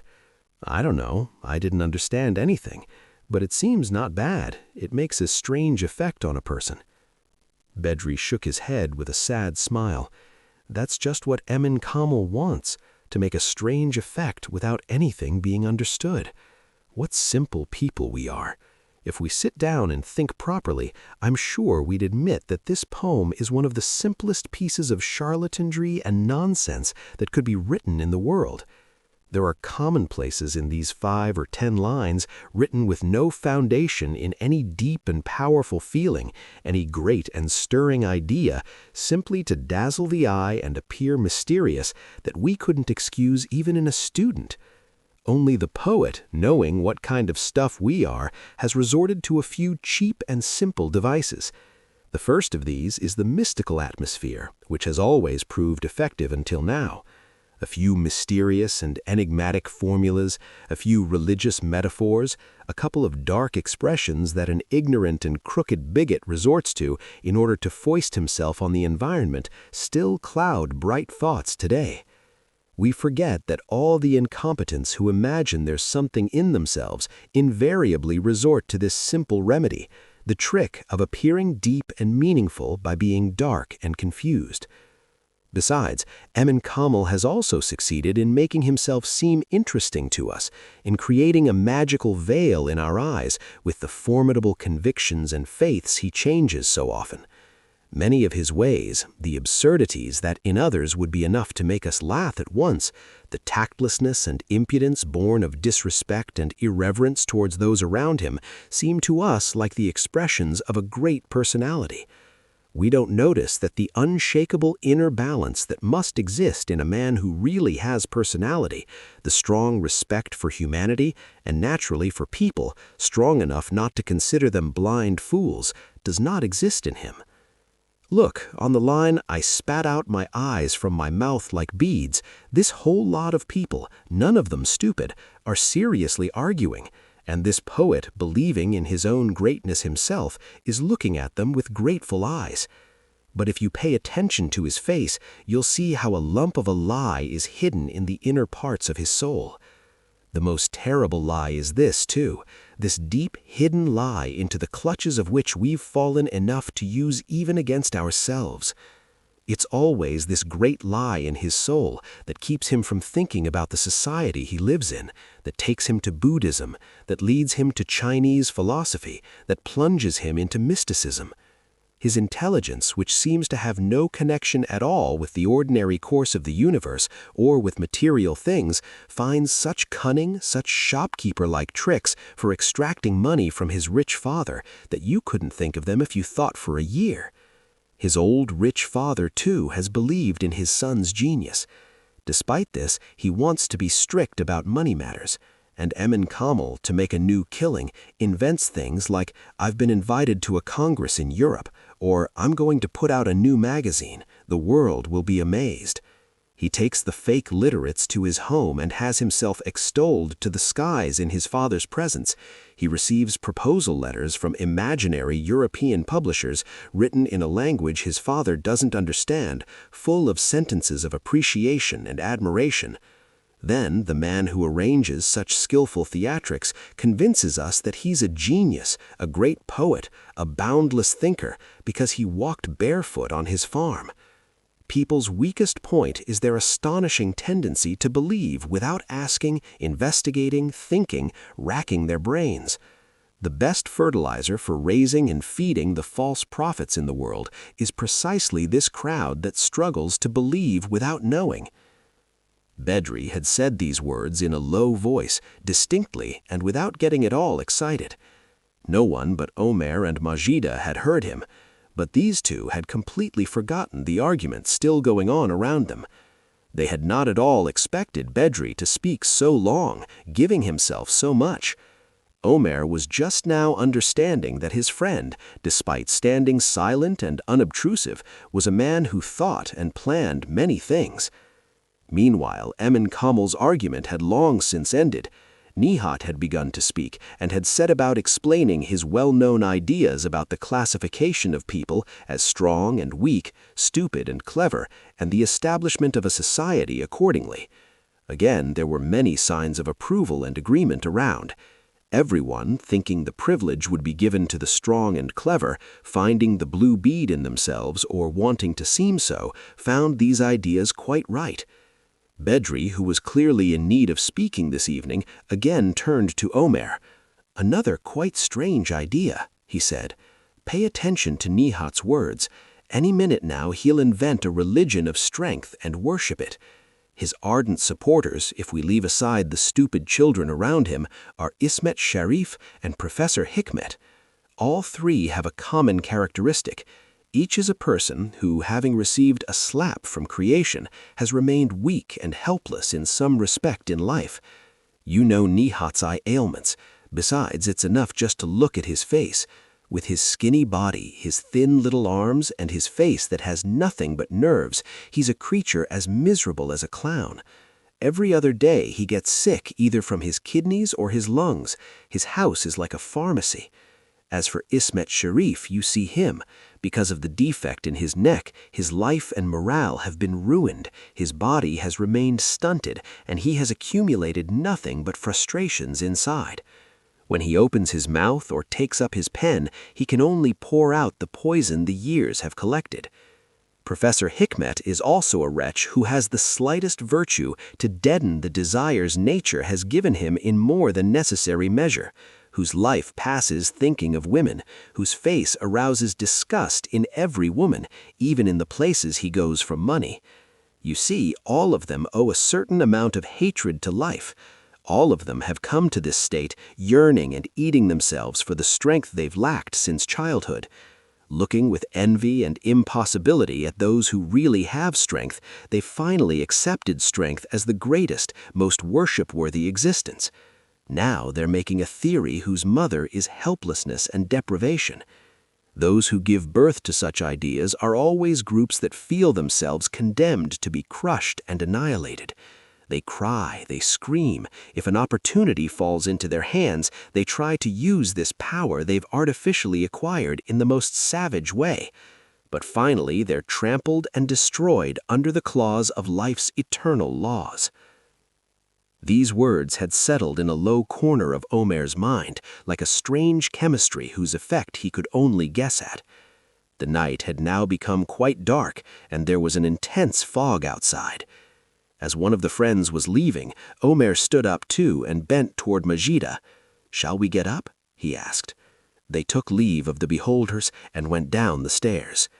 When they went outside, Majida grabbed Omer's arm with hot hands and trembling fingers. "Bedri was talking so well tonight," she said. "He was a bit wicked." This was all they could say to each other in 10 minutes. This was a good night. The sun was going down. The darkness had settled on both jaws even more with the fog. The fog came inside the ferry boat, and a shale covered everywhere. They went down the stairs again and sat on a little bench pressed against the steamer. Omer looked steadily at Majida as she was melting in the fog. This was the first of their encounters in person, their first warm gathering under the billowing, and a new chapter was beginning in their lives. In this scenario of a great passion beginning on a foggy night. At this point, from everyone's getting up and going to the hall, they understood that the entertainment was about to begin. Bedri broke off his words. "Come on, let's go and watch," he said. Omer and Majide were under the influence of his words. Especially Omer, perhaps for the first time in his life, didn't feel the need to make fun of words spoken on a serious subject, saw no reason to set his eternal doubts in motion. 23. All the chairs of the small hall were full.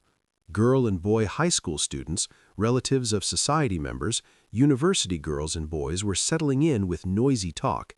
Those who came out of the chairman's room, so as not to displace those already seated, refused the places offered them in the front rows and went to the back. Several zealous young men dragged various armchairs and chairs from various rooms and brought them. The society's 6-person orchestra, made up of amateurs, began to play the Independence March. Everyone stood up and listened. After this, the white-haired chairman went to a temporary lectern placed to the left of the blanket curtains. Pushing aside the decanter and crystal glass that were never forgotten, he began a long lecture on the Society's 1 year of work. During this lecture, as in innovation, there would also be a slideshow. 2 young men pulled the blankets aside. Behind them, a wrinkled white screen appeared. The young men trying to operate the machine at the back of the audience just couldn't finish their job and begin. The chairman had broken off his words thinking it was time for pictures and had stepped aside. Because some busybody had turned off the lights, a light murmur appeared everywhere. Those at the machine, too, having at first argued in low voices, had finally begun to scold each other and give sharp orders like, "Hold it there, loosen this." Several people sitting in front went to help them. Even the director couldn't stand it and, leaving his lectern, walked toward the device that just couldn't be made to work. Meanwhile, the black, bulky machine, from which white, bright lights were bursting from here and there, was waiting without losing its composure for the result of the operation. From time to time, scattered images appeared on the white screen across.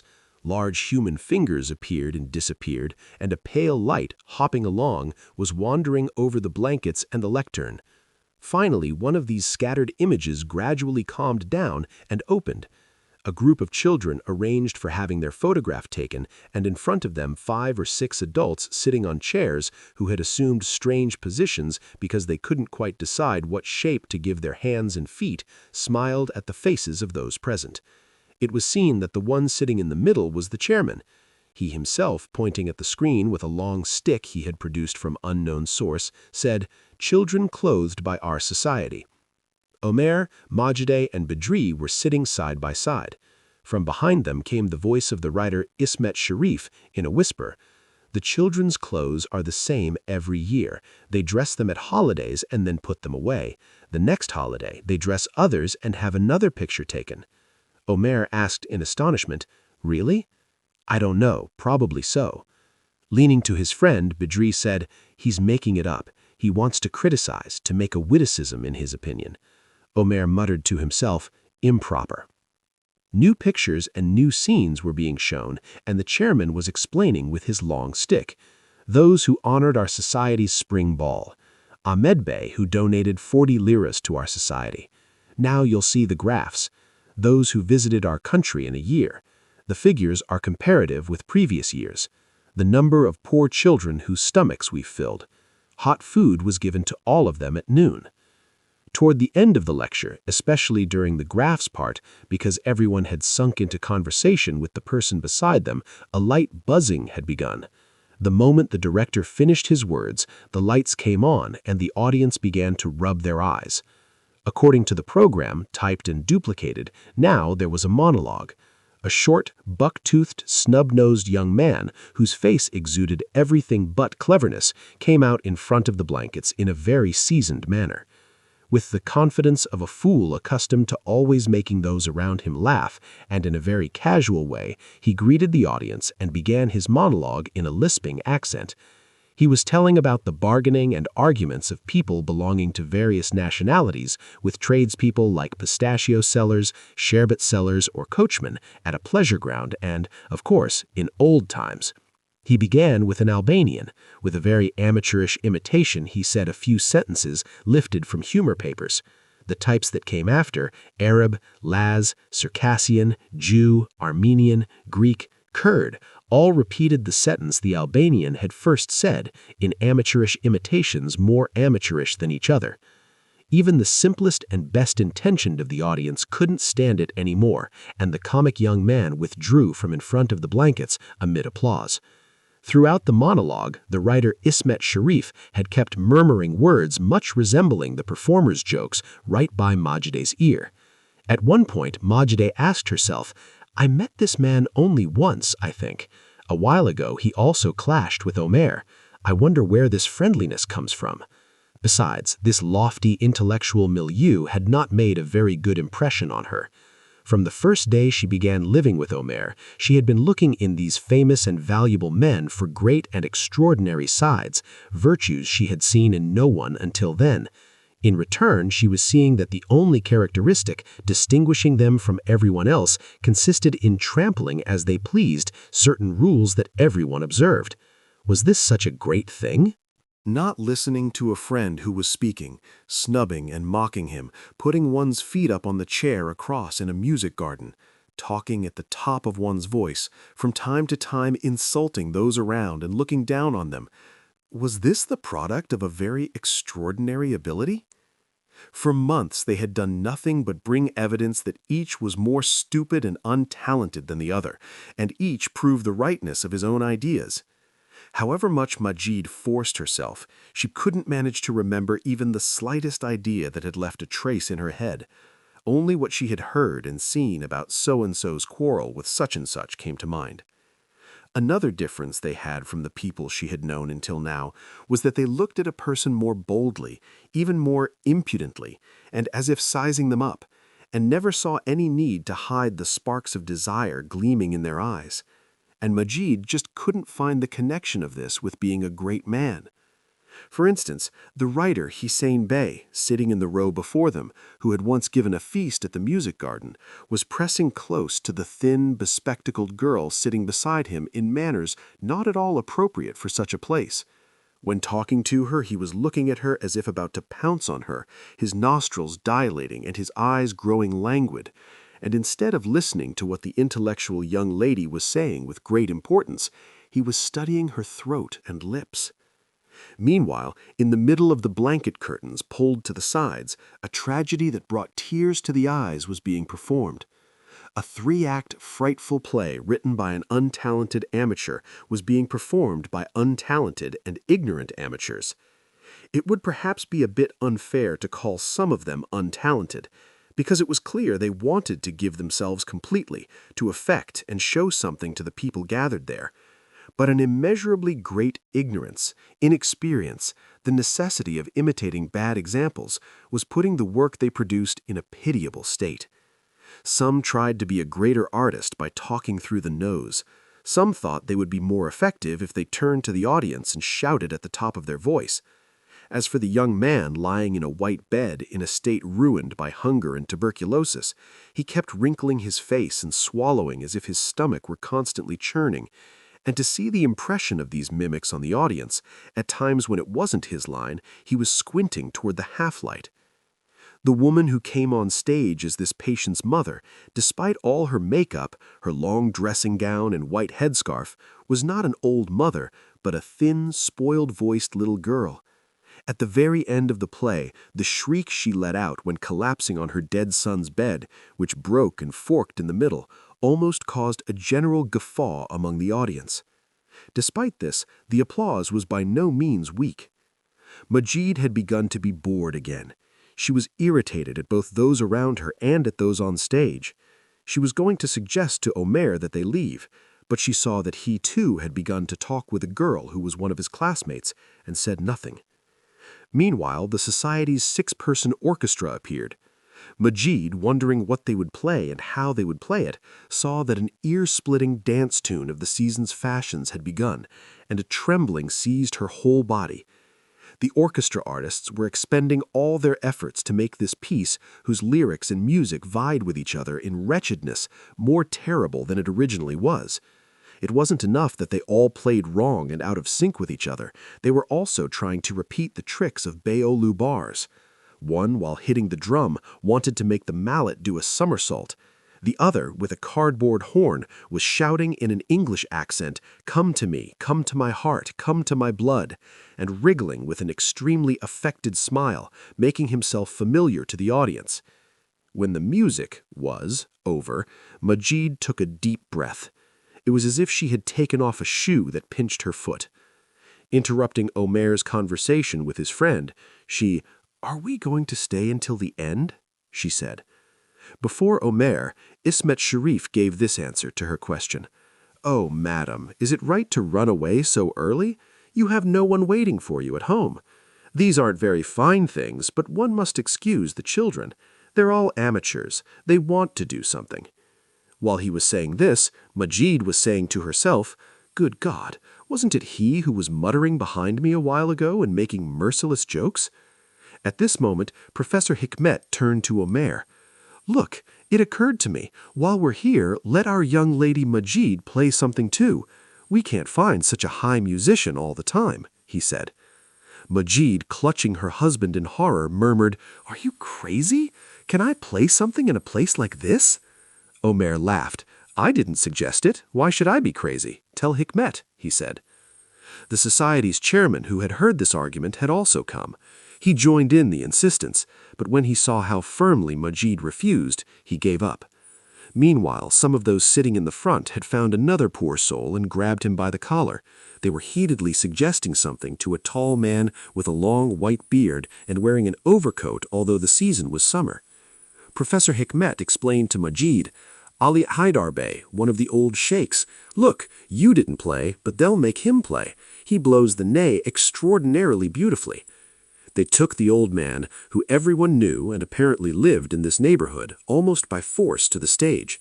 They pushed a chair under him. The poor man, with a sad smile on his thin, white lips, took from its bag the ney that was hanging inside his camel hair-colored overcoat.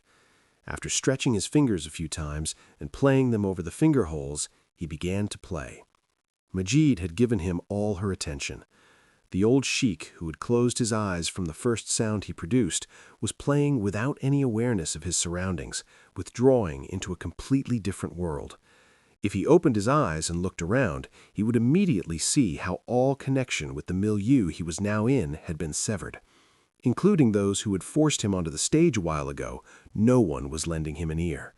Some were fidgeting where they sat in a bored manner and making the chair squeak. Some were talking and joking with those nearby in the old fashion.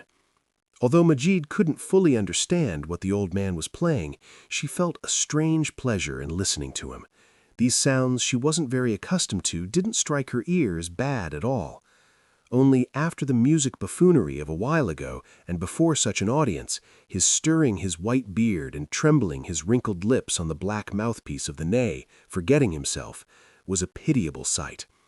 This man, whoever he was, whether he had any worth or not, was doing what he did by giving himself, and seriously.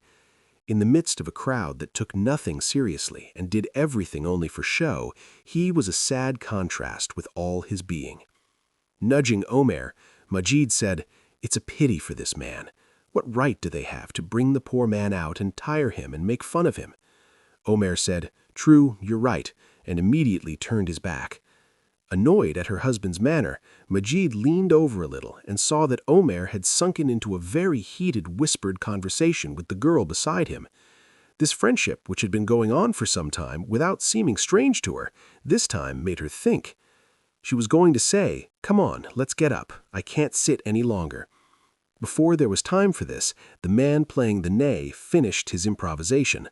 Wiping the sweat from his brow with his hand, and taking the congratulations of those around him, which were also somewhat mixed with mockery, went back and sat down. After a thanks from the society chairman, the entertainment ended. 24. Majid was glad, thinking they were going home now. At the same time, under the influence of the convictions she had formed about Omer's friends and milieu, which grew stronger day by day, she was feeling a slight but continuous sadness inside her. She had gotten up from her seat and gone out to the garden. She was waiting for Omer to come and saying to herself, "That girl beside him must be from his old friends. He didn't even introduce her to me. Improper. Perhaps he's forgotten. What a strange boy." At this point, Omer appeared at the glass door of the mansion along with his other friends.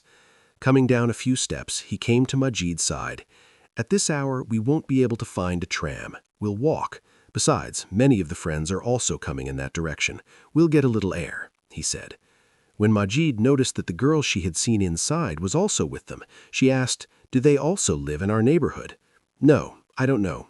Probably they'll just take a walk."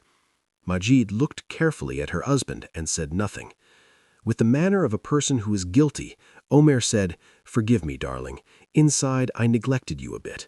Old friends. We haven't seen each other for months. 4 or 5 years of my life were spent entirely in this milieu.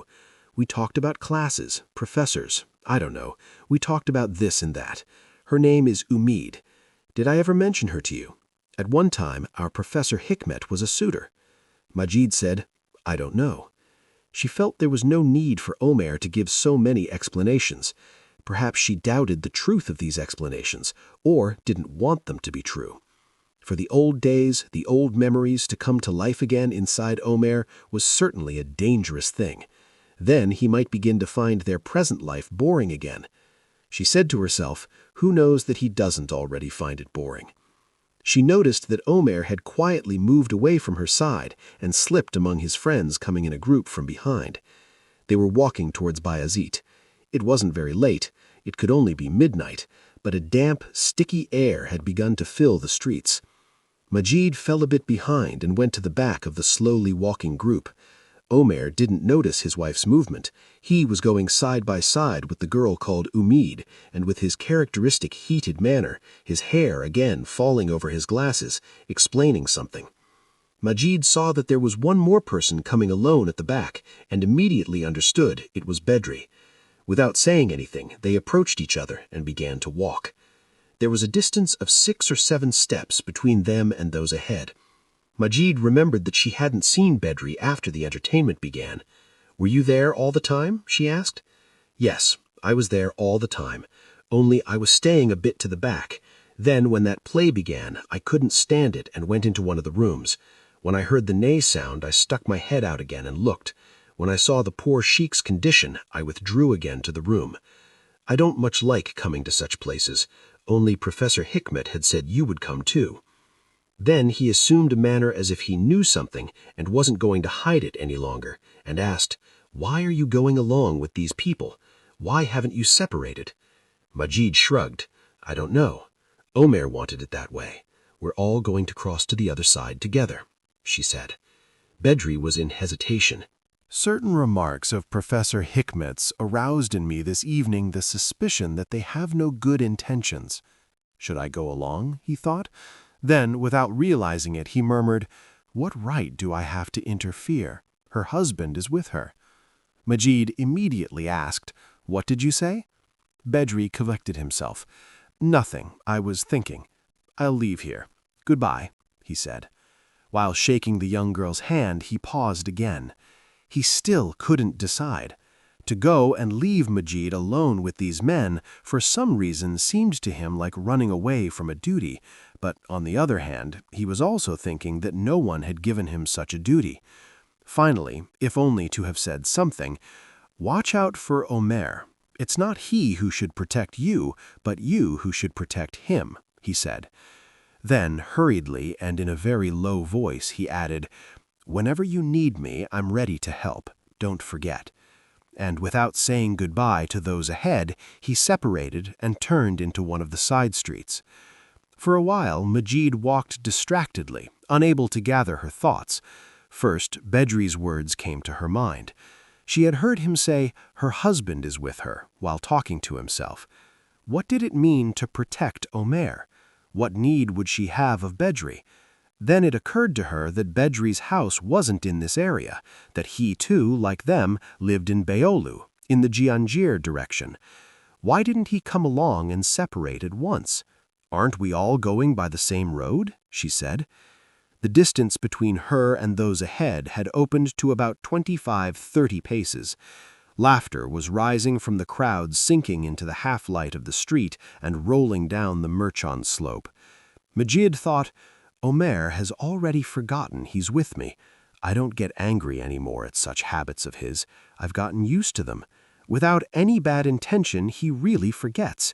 How quickly he forgot even that cashier business.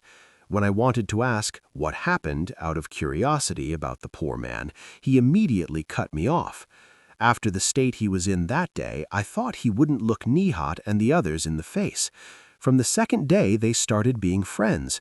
Not because he likes them so much. He just can't do it. He can't decide to do anything. Can a person be this afraid of making a decision? Maybe. Why am I thinking like this? Don't I too fear making some decisions?" At this point, she felt someone appear beside her. Starting, she looked to her left. Professor Hikmet had separated from the group ahead, had creeped into the darkness of the walls and fallen behind without being seen. "Why are you walking alone? Why did Bedri Bey leave so quickly?" he said. Through Majid's mind passed the thought, so he saw that I walked with Bedri for a while behind, and only after that did she notice that in the professor's question there was a hidden, meaningful aspect, a threatening tone that wanted to say, "I know certain things."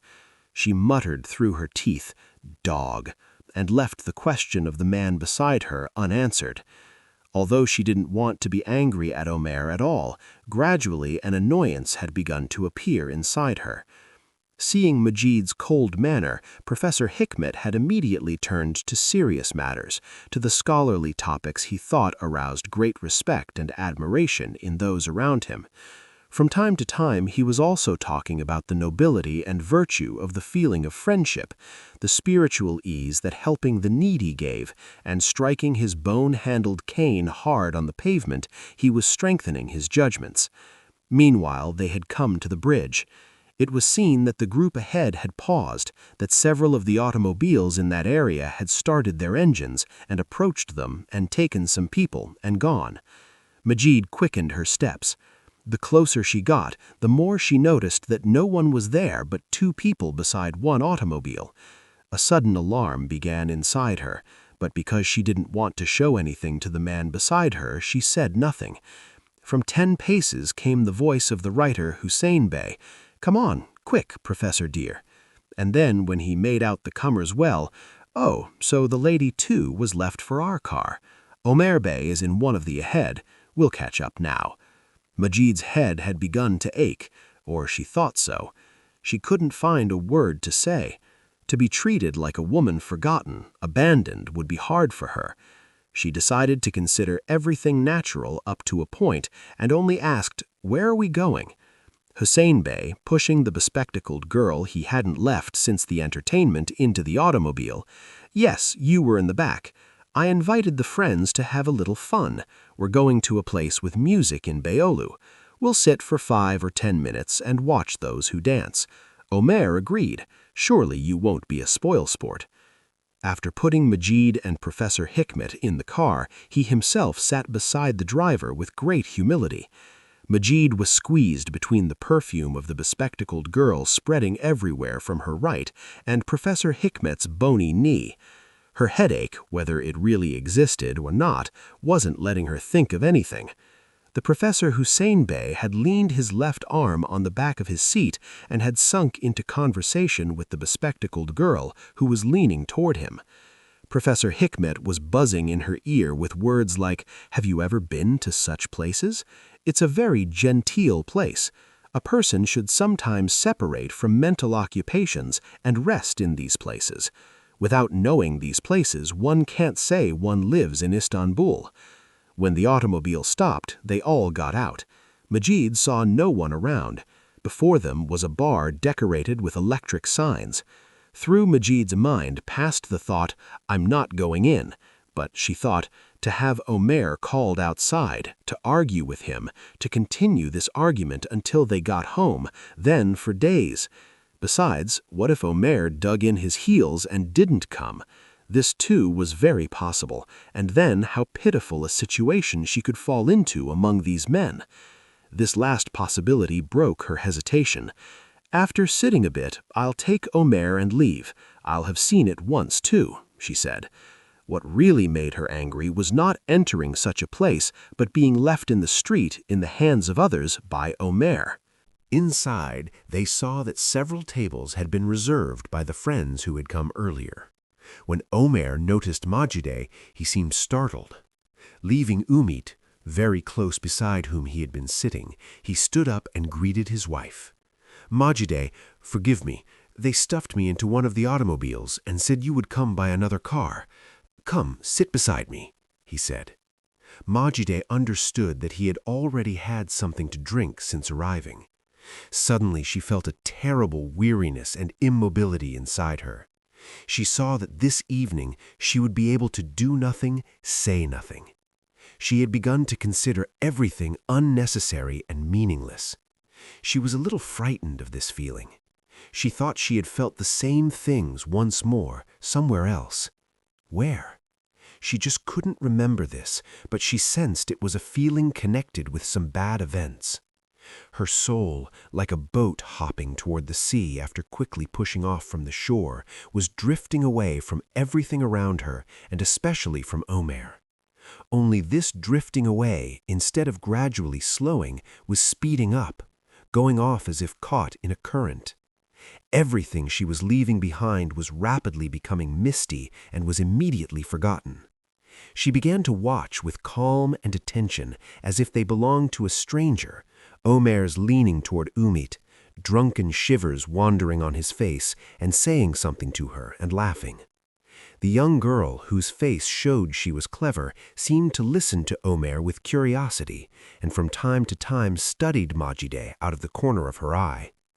It didn't escape Majide that there was also a bit of pride in these furtive looks. For her husband to pester someone else like this in her presence was certainly a pleasant thing for that someone else. Majide wanted to listen to their not very quiet conversation, but she didn't understand the words spoken. Omer was trying to convince the young girl of something with some strange similes, roundabout sentences. The other was avoiding accepting something with answers of the same kind. Majide, closing her eyes, drank in one gulp a glass that Professor Hikmet extended to her, despite its bitterness. Her throat and esophagus seemed to catch fire. A little later, a light, sweet smoke began to rise from her stomach toward her head. She was quite aware that there was a smile on the corner of her lips that had nothing to do with her, but she couldn't manage to remove it from there. When she let her eyes wander around, she was astonished. At the distant tables, well-dressed elderly people were sitting. Beside them were half-naked women. She looked at her husband's face, and Omer, turning to his wife, said, "These are bar artists. In a bit they'll do a number." At this point, the writer, Ismek Sherif, got up from his place and went toward one of those tables. Omer said, grinning, "Look at the shameless fellow. He's going to toady to those men. He has no obligation either. It's just habit." Indeed, the great writer, after bowing to the ground, had perched on a chair beside the important gentleman, using only a quarter of its seat. Majide was seeing that he was showing even the bar girls opposite more regard than necessary, and that this should be credited more to the account of the others than of the girls. The attitude this writer took toward Hussein Bey was also a bit strange. He was practically fawning on this man whom he always found stupid behind his back and whose writings he mocked. That this man who violently attacked all human weaknesses in his fiery writings and was extolled to the skies as the loftiest and most heroic writer by Nihat's hangers-on, should grovel in such places for 2 glasses of Rocky where a possible favor was beyond comprehension. There must certainly be other reasons in play known only to himself. But whatever they were, there always remained inside a person a slight disgust and a thought that no reason, however strong, could excuse such doggishness. The poet Amin Kamil, too, had found other friends at other tables and gone to sit with them. Under the influence of the 3rd glass she had drunk, Majide had relaxed a bit more, and the smile on her lips had spread to her temples. She was looking at everything, herself included, with alien eyes, and finding everything, herself included, a bit ridiculous. With a cheerful, crimson face that had never been seen until then, and in a loud voice, she asked Professor Hikmet, "Who are those sitting at the table the young poet went to?" The professor, who had begun to get quite drunk, squinting his lashless eyes, looked. "Ah, our friends, the sons of Hyrule Bey, the general manager of the advertising company. They're terribly rich. They spend their lives in these places." A little later, laughter began to rise from that table. The poet Amin Kamil was saying something while raising his whiskey glass in the air, and the whole table, including the girls, was laughing uproariously. Professor Hikmet said, "When he's been drinking, he's very witty. That's why he's much loved and sought after in such gatherings. He, too, gets drunk for free and has a good time." Hussein Bey had been annoyed that the 2 friends he had brought along had left his table and gone to toody to others. With one hand he was embracing the bespectacled girl and had rested the other hand on the shoulder of another girl that Amin Kamil had abandoned. He turned to Professor Hikmet. "I'm going to leave these vagabonds here and go. I won't pay for them either. A man brings them along as friends, and without exchanging 2 words, they go and lick other people's boots." Professor Hikmet, making a slight bow from where he sat, said, "You're right, sir. Shall we get up at once? Shall we not watch the numbers?" Hussein didn't answer and called the waiter with his hand. Omer and Umit had become quite drunk and had joined hands.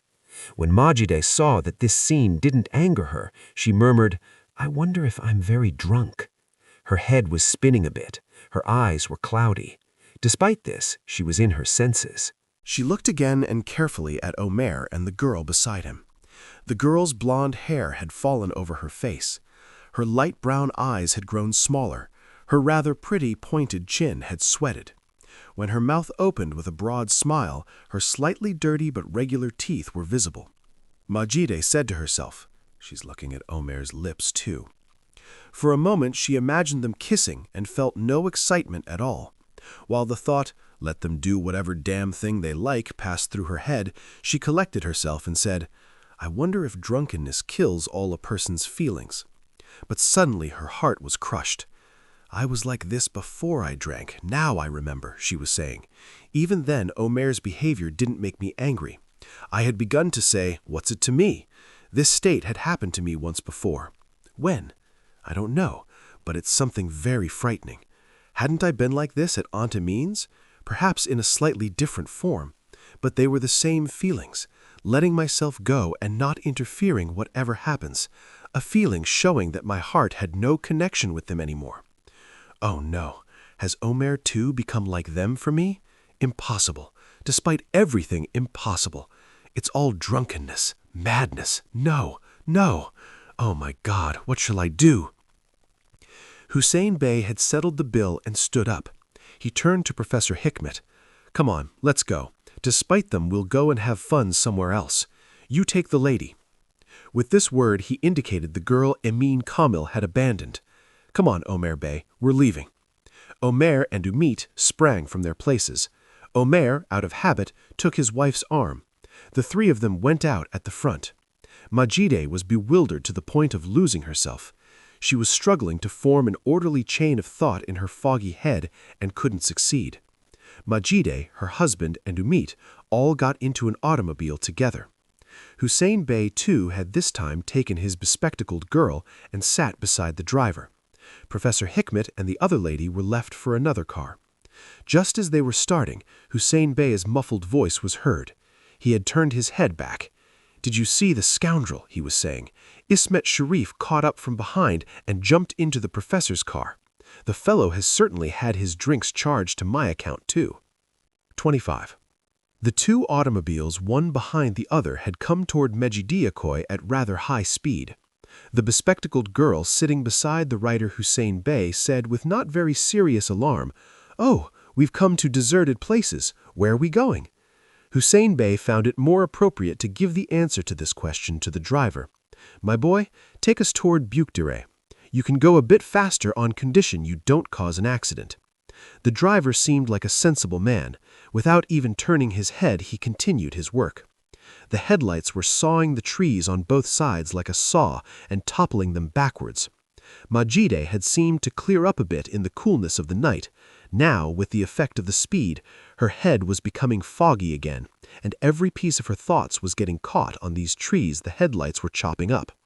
She decided to leave herself entirely in the hands of events. There was a great confidence inside her. "What can happen? Omer is beside me," she was saying. But she immediately admitted that this courage inside her came not from Omer's nearness, but from certain decisions she had given herself.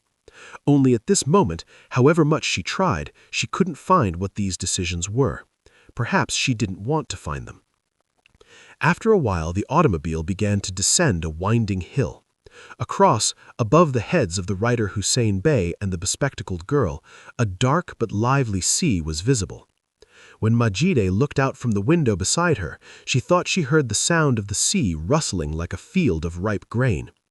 The occasional passing steamers and the lanterns on the quay were shining with a greenish light like fireflies. Majide felt herself utterly alone. This feeling now seemed to her like something foreign. Before, too, she had lived long years of loneliness, but then she was struggling to escape from it and was doing something. But now there wasn't the slightest stirring in her soul.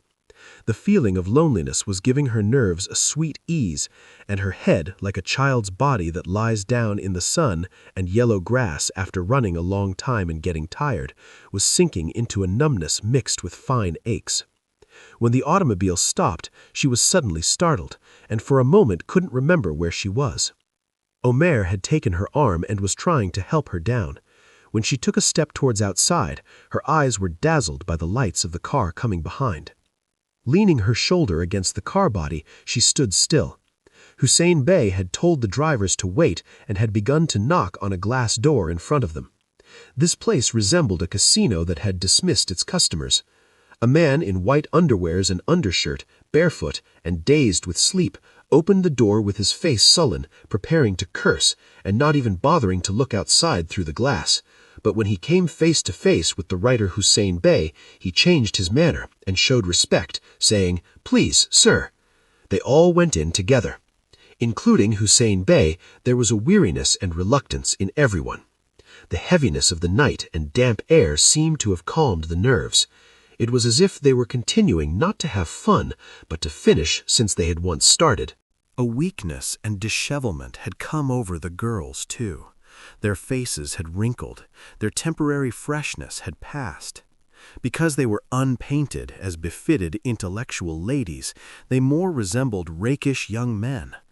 The waiter put on a white apron over his underdrawers and undershirt for some reason, and lighting the electric lamp in a far corner of the dark casino, invited the guests there. Then, going to the buffet, he brought several bottles of raku and a little cheese, bread, and 2 cans of sardines. Ismet Sheriff tried to make witty remarks to give the friends waiting in great silence a little cheer. No one laughed except the girl left over from Amin Kamil.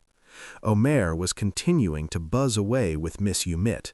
The writer, Hussein Bey, was continuing to tell the bespectacled girl something. Even Professor Hikmet had assumed a thoughtful manner. In fact, it was often like this. He would make excursions and entertainments with many great intentions and many arrangements, but after drinking a few glasses, he would writhe in a strange sadness and hopelessness. It was as if he needed the help of drink to understand his own nature, and his head, which when sober thought itself capable of everything, under the influence of alcohol was freeing itself from delusions of grandeur, from impossible aspirations, and returning to real and bitter life. They were pouring raku down their mouths which had begun to grow numb, one after another. Majide was drinking every glass extended to her, but this time not with pleasure. She was smiling with a bitter meaning, as if scolding someone. At one point she got up from her place and looked around. The waiter jumped up from the chair he was sitting on a little way off and showed the toilet. As soon as Majide opened the door, she was met by a sharp smell of urine. Everywhere, even the walls, was bright yellow. On the left were 2 faucets, and above them 2 dirty mirrors, and on the right 2 small doors. She pushed one of them. This place smelled worse. Going back out and standing at the faucet, her eye caught the mirror. At first she was astonished. There was no change at all in her face. Through her head passed the question, why did I think I would see a completely different face? She couldn't find an answer. The faucets were extremely dirty. Disgusted by touching a small piece of soap, she washed her hand only with water. A towel hanging between the 2 faucets, with its wet and sticky appearance, was thoroughly turning Majide's stomach. But the sharp smell of this place had helped clear her up a bit. Just at this moment, the door was pushed. Expecting one of the young girls to enter, Majide saw instead the writer Ismet Sheriff appear with his short stature and crooked head. As if astonished to find Majide there, "Oh, madam, excuse me," he said. Majide tried to go out without answering. Ismet Sheriff, blocking her way, said, "I was very upset, Majide Hanum. The young woman asked without thinking, "Why?" "By the impropriety Omer has done. I was really very annoyed toward a person like you." Majide said to herself, "My God, what base and stupid ways he's taking. I suppose he saw me come in here. Yes, of course. Professor Hikmet, by taking a mean Camille's girl for himself, left this one out in the cold. Omer is also neglecting me. We're both considered vacant." While she was thinking these things, narrowing her eyes slightly, Ismet Sharif had pressed closer. I, as a writer, a man accustomed to seeing human souls close up, saw that a tragedy of self-respect was being played here this evening, and immediately suffered as much torture as you, he was saying, and with every sentence he was approaching a bit more. Majide thought again. A tragedy of self-respect? How simple men sometimes are. They think that a woman who has begun to feel anger, even hatred toward a man, immediately wants to find other men and throw herself around their necks. This fellow probably thinks this method will pay off. He pesters a person with whom he hasn't even exchanged 5 sentences and says words showing he's interested in her. I wonder if all men think us this stupid. Omer is having fun with someone else, and because I've been annoyed at him, he corners me in a toilet vestibule, and who knows what's passing through his head. While thinking about the situation she was in so finely, she didn't notice that by remaining motionless, she was giving courage to the man before her. But Ismet Sharif's penetrating eyes were accepting the young woman's waiting and hesitation as an inner struggle that would end in permission. He wasn't going to expect such a woman to throw herself around his neck without any coyness or thought. While moving his hands, he had touched Majide's fingers several times and had felt certain strings inside him stretch and come to the point of snapping. Simple but very clear desires were seething in his head. With both hands he seized Majide by the shoulders. The young woman took a step back, and her back touched the wall. At her small movement, Ismet Sharif, who rapidly withdrew his hands with no guess what kind of habit and assumed a position as if protecting himself from a slap, became emboldened when he saw that the woman before him was again looking at him with calm and pressed closer. His hands were on Majide's shoulders, and his face was a hand's breadth from hers. In his eyes was desire, threat, pleading, everything. Majide, unable to make even the slightest movement, had leaned her back against the wall and was looking with attention and astonishment at this face right under her nose. What she saw was truly frightening. On a crooked head trying to stand straight, there was hair parted on the side, sparse and gray. Beneath this hair, gleaming under the 25-watt bulb, a dirty skin the pink of a scar was visible. In the forehead part, which seemed to be a continuation of the same skin, puffy and oily flesh filled the spaces between the wrinkles running all the way across. His honey-colored eyes were moving slowly like those of a beaten cat, and with a very open, very animal expression they were asking for something. The pores at the tip of his nose had enlarged, and fine oils had oozed from them. His long, blunt nose, with animal movements much resembling those in his eyes, seemed to stretch and shrink. His whole face, down to the roots of his beard that had begun to come out, was red as if scalded and glistening with oil. These oils, mixing at the corners of his lips with remnants of appetizers, were assuming an even more disgusting aspect. As his upper lip, trembling, was drawn toward his nose, a yellow, long row of teeth and several parsley leaves stuck to his gums were visible, and a terrible smell, produced by the mixing of rocky and canned sardines and stomach juices, was hitting the young girl's face. Instead of doing anything, Majide couldn't keep from leaning against the wall and watching this face and sinking into thoughts that chased one another. This man and the others, all of them together, how they had found themselves in 5 or 6 hours. The great masters who before the entertainment had been talking on topics each loftier than the other, who didn't want to come down to earth from the world of ideas, who nourished an exemplary contempt for base desires and passions, they had sunk degree by degree to the state of a hungry animal and had pressed up to her like this, to within a hand's breadth of her nose. Majide was seeing that not the smallest particle of the things that make a person human existed in this fellow now standing before her, and the strangest thing was that she wasn't astonished at this. Yet until now she had thought that the things stuffed into a person's head and melted there would enter our souls and our smallest cells, would save us from being animals like this and make us something else, something cleaner. She was still of the opinion that it ought to be so, and she said to herself, these people weren't anything else to begin with. All their words, all they read, all they wrote, all they thought were lies. But not everyone has to be like this. There may be people whom it would be impossible to see for a moment in this state in life. While saying this, she sensed she was referring to someone, but she didn't want to admit even to herself who it was. The writer, emboldened by Majide's calm, tried to seize the young woman's head with his hands, but he felt himself pushed violently from the chest, which he hadn't at all expected. He stumbled, held on to one of the doors on the right, and stared after the woman who was going out without any hurry. When Majide came and sat down in her place, she saw that except for Hussein Bey and Omer, everyone was drunk to the point of losing themselves. Professor Hikmet, who had sat down beside her, had rested the head of the girl left from Amin Kamil on the table. He himself had leaned back in his chair and kept belching.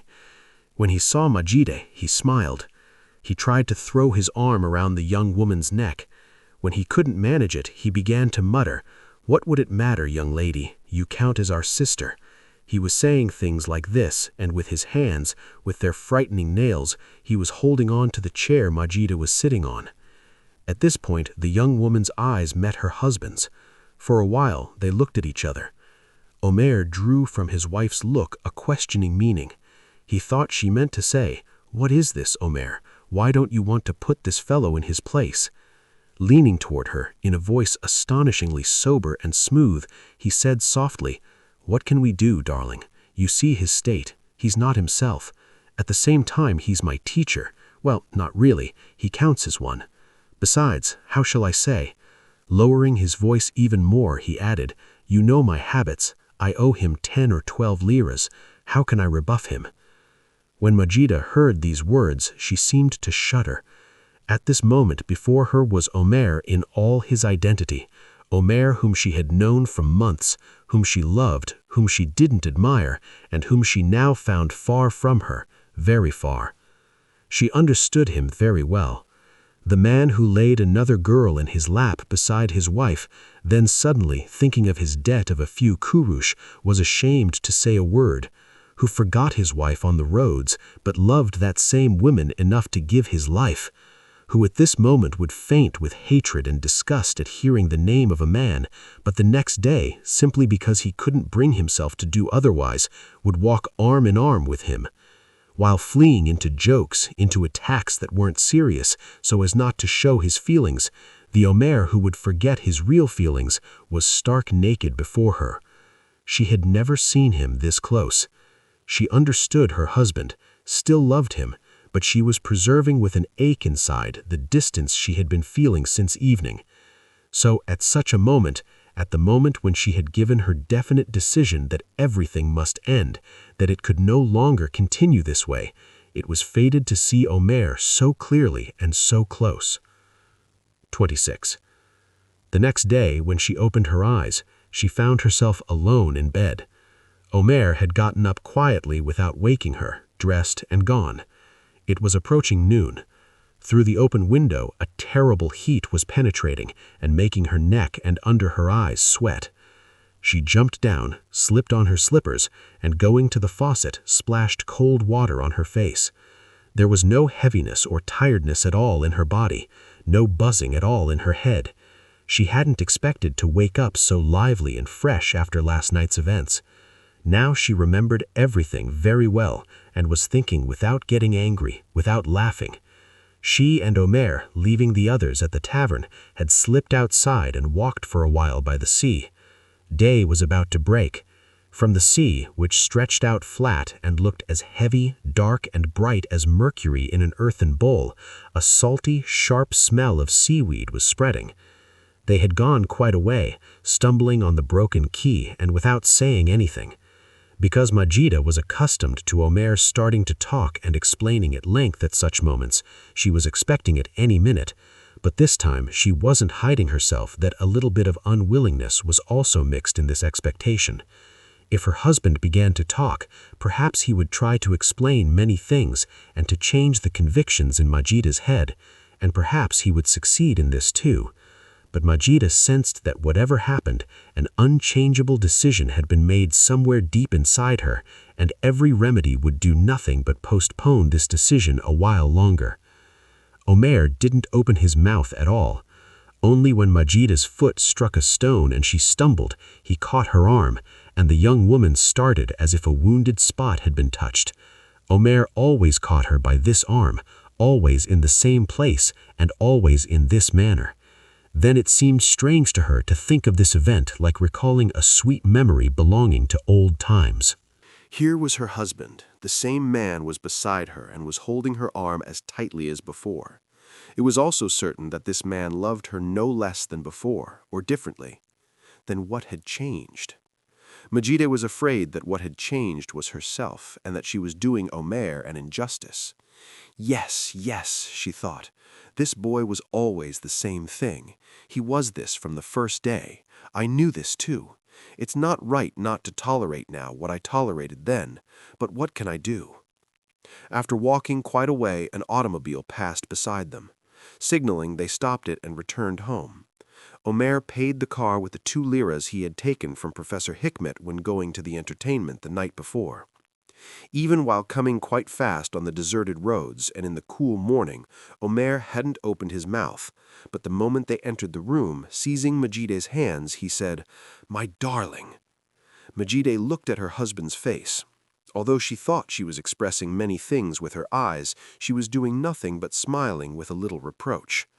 Omer, taking courage from this, said, "Majide, from now on we won't go anywhere, not to music gardens, not to entertainments, nor will we invite friends to our home. I'm going to cut off relations with all my acquaintances. I want to begin a completely new and more meaningful life. I'm going to strangle this cursed devil inside me." Majide wasn't forgetting that she was listening to this kind of talk perhaps for the 10th time, but she also had no doubt at all that Omer at this moment was, as always, completely sincere. Despite all her decisions, she was afraid she would fall into one of her usual moments of weakness in the face of her husband's words, and especially his passionate manner. She didn't want such a thing at all. This time she had no intention of wiping away all her anger, all the pain that had accumulated inside with feverish kisses. Indeed, Omer too seemed to sense this. A silence settled on his manner. The moment they got into bed, they both fell asleep. Now when Majida woke, she was seeing that her husband had gotten up quietly after an hour or 2 of sleep and gone. A terrible heaviness came over her inside. Going to the kitchen they shared with the madam, she made herself some tea and prepared a little breakfast. After filling her stomach, when she looked at the clock, she saw it had approached 4. There was nothing extraordinary going on as she had thought last night. Despite this, she was bored.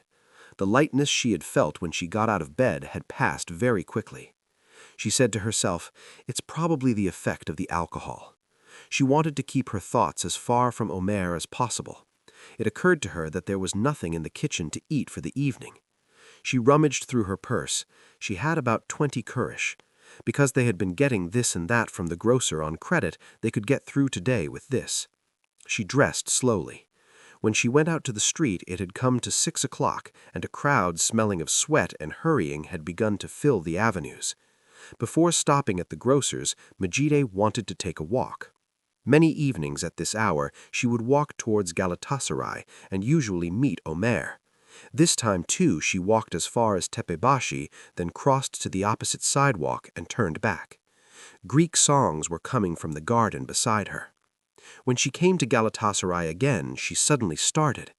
15 or 20 paces ahead, someone who resembled Omer was going. He was walking arm in arm with a woman who wore white high-heeled pumps on her bare feet. Majide quickened her pace a bit, but in the crowd she seemed to lose them. From behind, she thought the woman resembled Umit. Then she found this thought ridiculous. It was impossible that she would be walking around Beyoğlu in this getup. At this point she saw them again, about 30 paces ahead. They had pressed quite close to each other. Majide put all her attention on the woman, but because the distance was rather far, she couldn't make anything out. She quickened her pace again, and bumping into passers-by came as close as 10 paces. Her eyes caught on the woman's pink bare heels. These belonged to a rather old person. Every time they pressed on the heel of the pump, their lower edges turned a pus-colored yellow. Her arm hanging down from her short-sleeved blouse was bright red and had pores visible from afar. They were bringing their heads together and talking. Majide paused for a moment where she was and took a deep breath. It was certain that this woman was one of the coquettes encountered at every step in Beilou. She was astonished at how Umit had first come to her mind. With a sudden decision, she quickened her pace again. She had lost those ahead. She was afraid of not finding them. She was almost running and making passers-by look at her. Finally, she saw them again, and this time she came as close as 4 or 5 paces. At this moment, both of them entered one of the cinemas on the left side. Without even looking at the pictures or even the name of the film, they went up to the ticket window. Majide noticed that all the intentions in her head had flown away in an instant. She was thinking of nothing but running away at once, getting as far away as possible. The more she advanced toward home, almost at a run, the more the feeling of nausea inside her increased and became material. Some dirty images wouldn't leave her eyes. She was thinking of their images in the box and was stamping her feet on the ground. He's certainly done such things before, too. Then we lay side by side. He rubbed against me. He took me in his arms, in the same arms. What a filthy thing! What a filthy thing! She muttered. She felt her voice was stuck in her throat, and her gullet ached as if she had been shouting and yelling for a long time, and her mouth had dried. She was looking at passers-by with angry eyes. Suddenly she discovered that all the people in this avenue had always been walking around grinning, and she was angry. The smells that hit her nose as she passed in front of shops were also annoying her. A peach smell spreading from a greengrocer was mixing with the naphthalene of the haberdasher beside it, and both together with the smell of fried smelt coming from who knows where.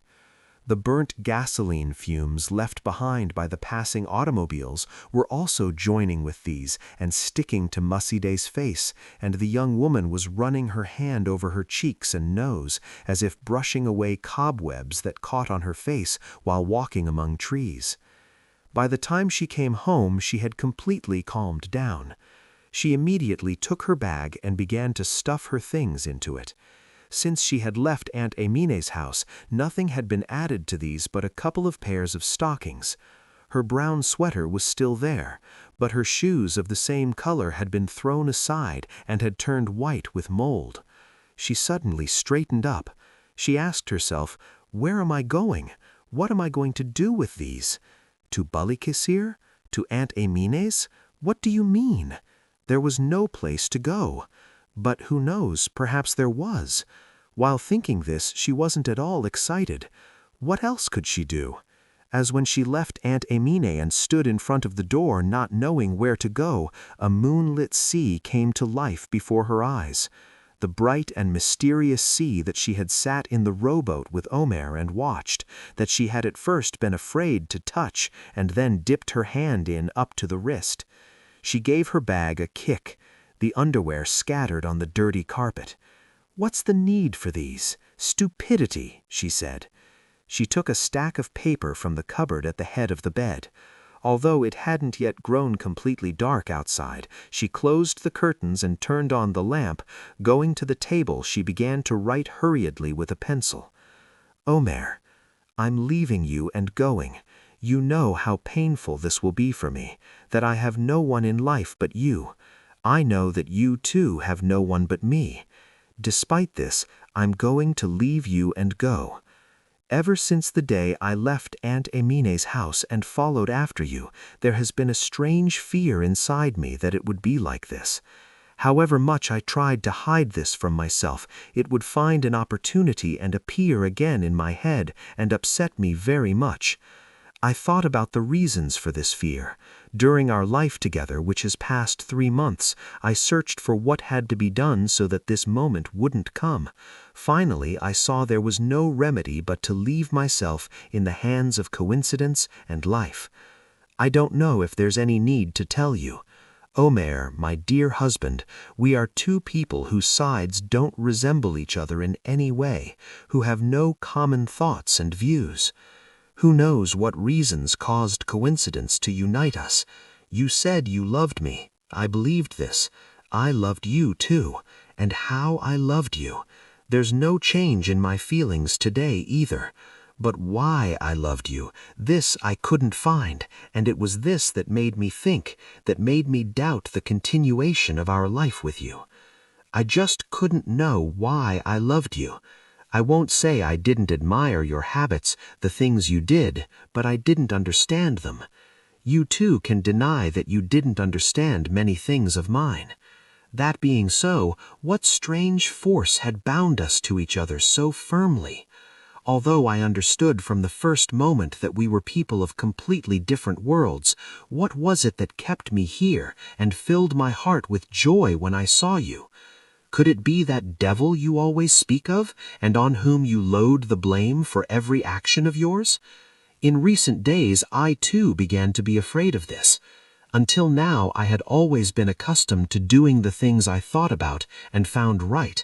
This time, it really was possible that the force binding me to this life, of which I couldn't find any right or sensible side, was a devil hidden inside me. This possibility alarmed me considerably. To come under the command of some forces in life besides my own thoughts and decisions was something I could never bear. At the same time, I saw that for as long as I was with you, for some reason I couldn't use my will. To be subject to you, to your will, wouldn't be hard for me, but there had to be at least some smallest common point between us. I had to find at least some of the things you did right and good. To keep repeating things I could never do on my own, simply because of being subject to a force I didn't know, made me think, and finally made me give this decision I had been fleeing from for months. Omer, if I knew that my staying would have the slightest effect, the slightest benefit on you, I certainly would stay. Don't deny it at all, and don't think I'm thinking wrong. All your love for me, all my influence on you couldn't change you the least. When you were with me, you were the best, sweetest, and most reasonable person in the world. The moment you left, you would return to your old state, and, perhaps angry at yourself for having submitted to me, would go even further. Time, instead of improving these ways of yours, took them to worse. I saw that even though I sat right beside you, looked into your eyes, I couldn't affect you. Who knows, perhaps you and those around you are right. Perhaps as a person rises, he must be like this. But despite all my effort, I couldn't warm to the life I was in. I couldn't understand this life. I couldn't see that it was much different from my old meaningless existence, from my utterly empty childhood and school life. I know I'm not a very clever, ignorant girl, but if there were somewhat strong and beautiful sides in you and those around you, would this prevent me from seeing them? Wouldn't I want to learn many things, to be able to think better, to see what I couldn't see? When I came among you, I found none of these. Your only difference from the neighborhood women among us, or at Aunt Amin's, was that you talked a bit more and more incomprehensibly. Now, when I think about it, although for 3 months I've listened to the arguments and lectures of those various friends of yours, I just can't find what I learned. Despite this, there was something that bound me to you.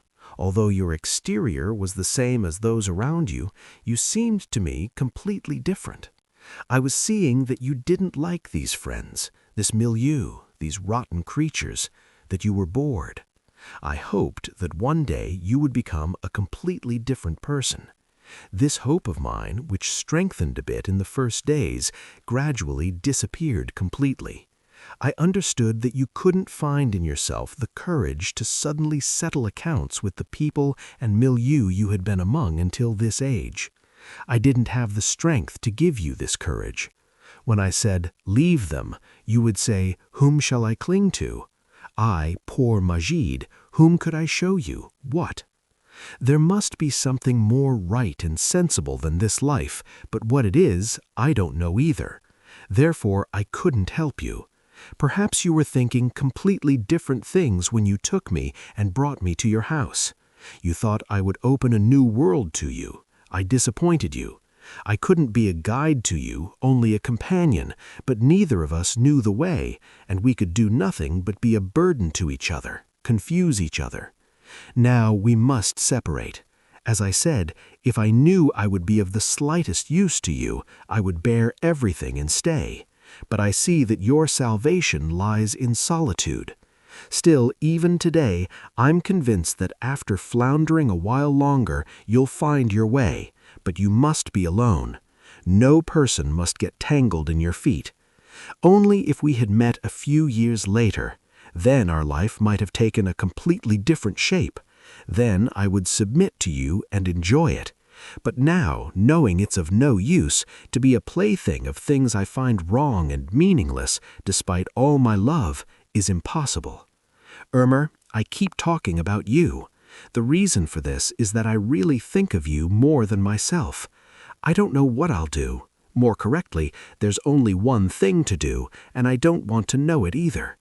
I'm a person who has tried to do no injustice and wrong to anyone in my life, and who has been upset at injustice done even to others as if it were done to myself.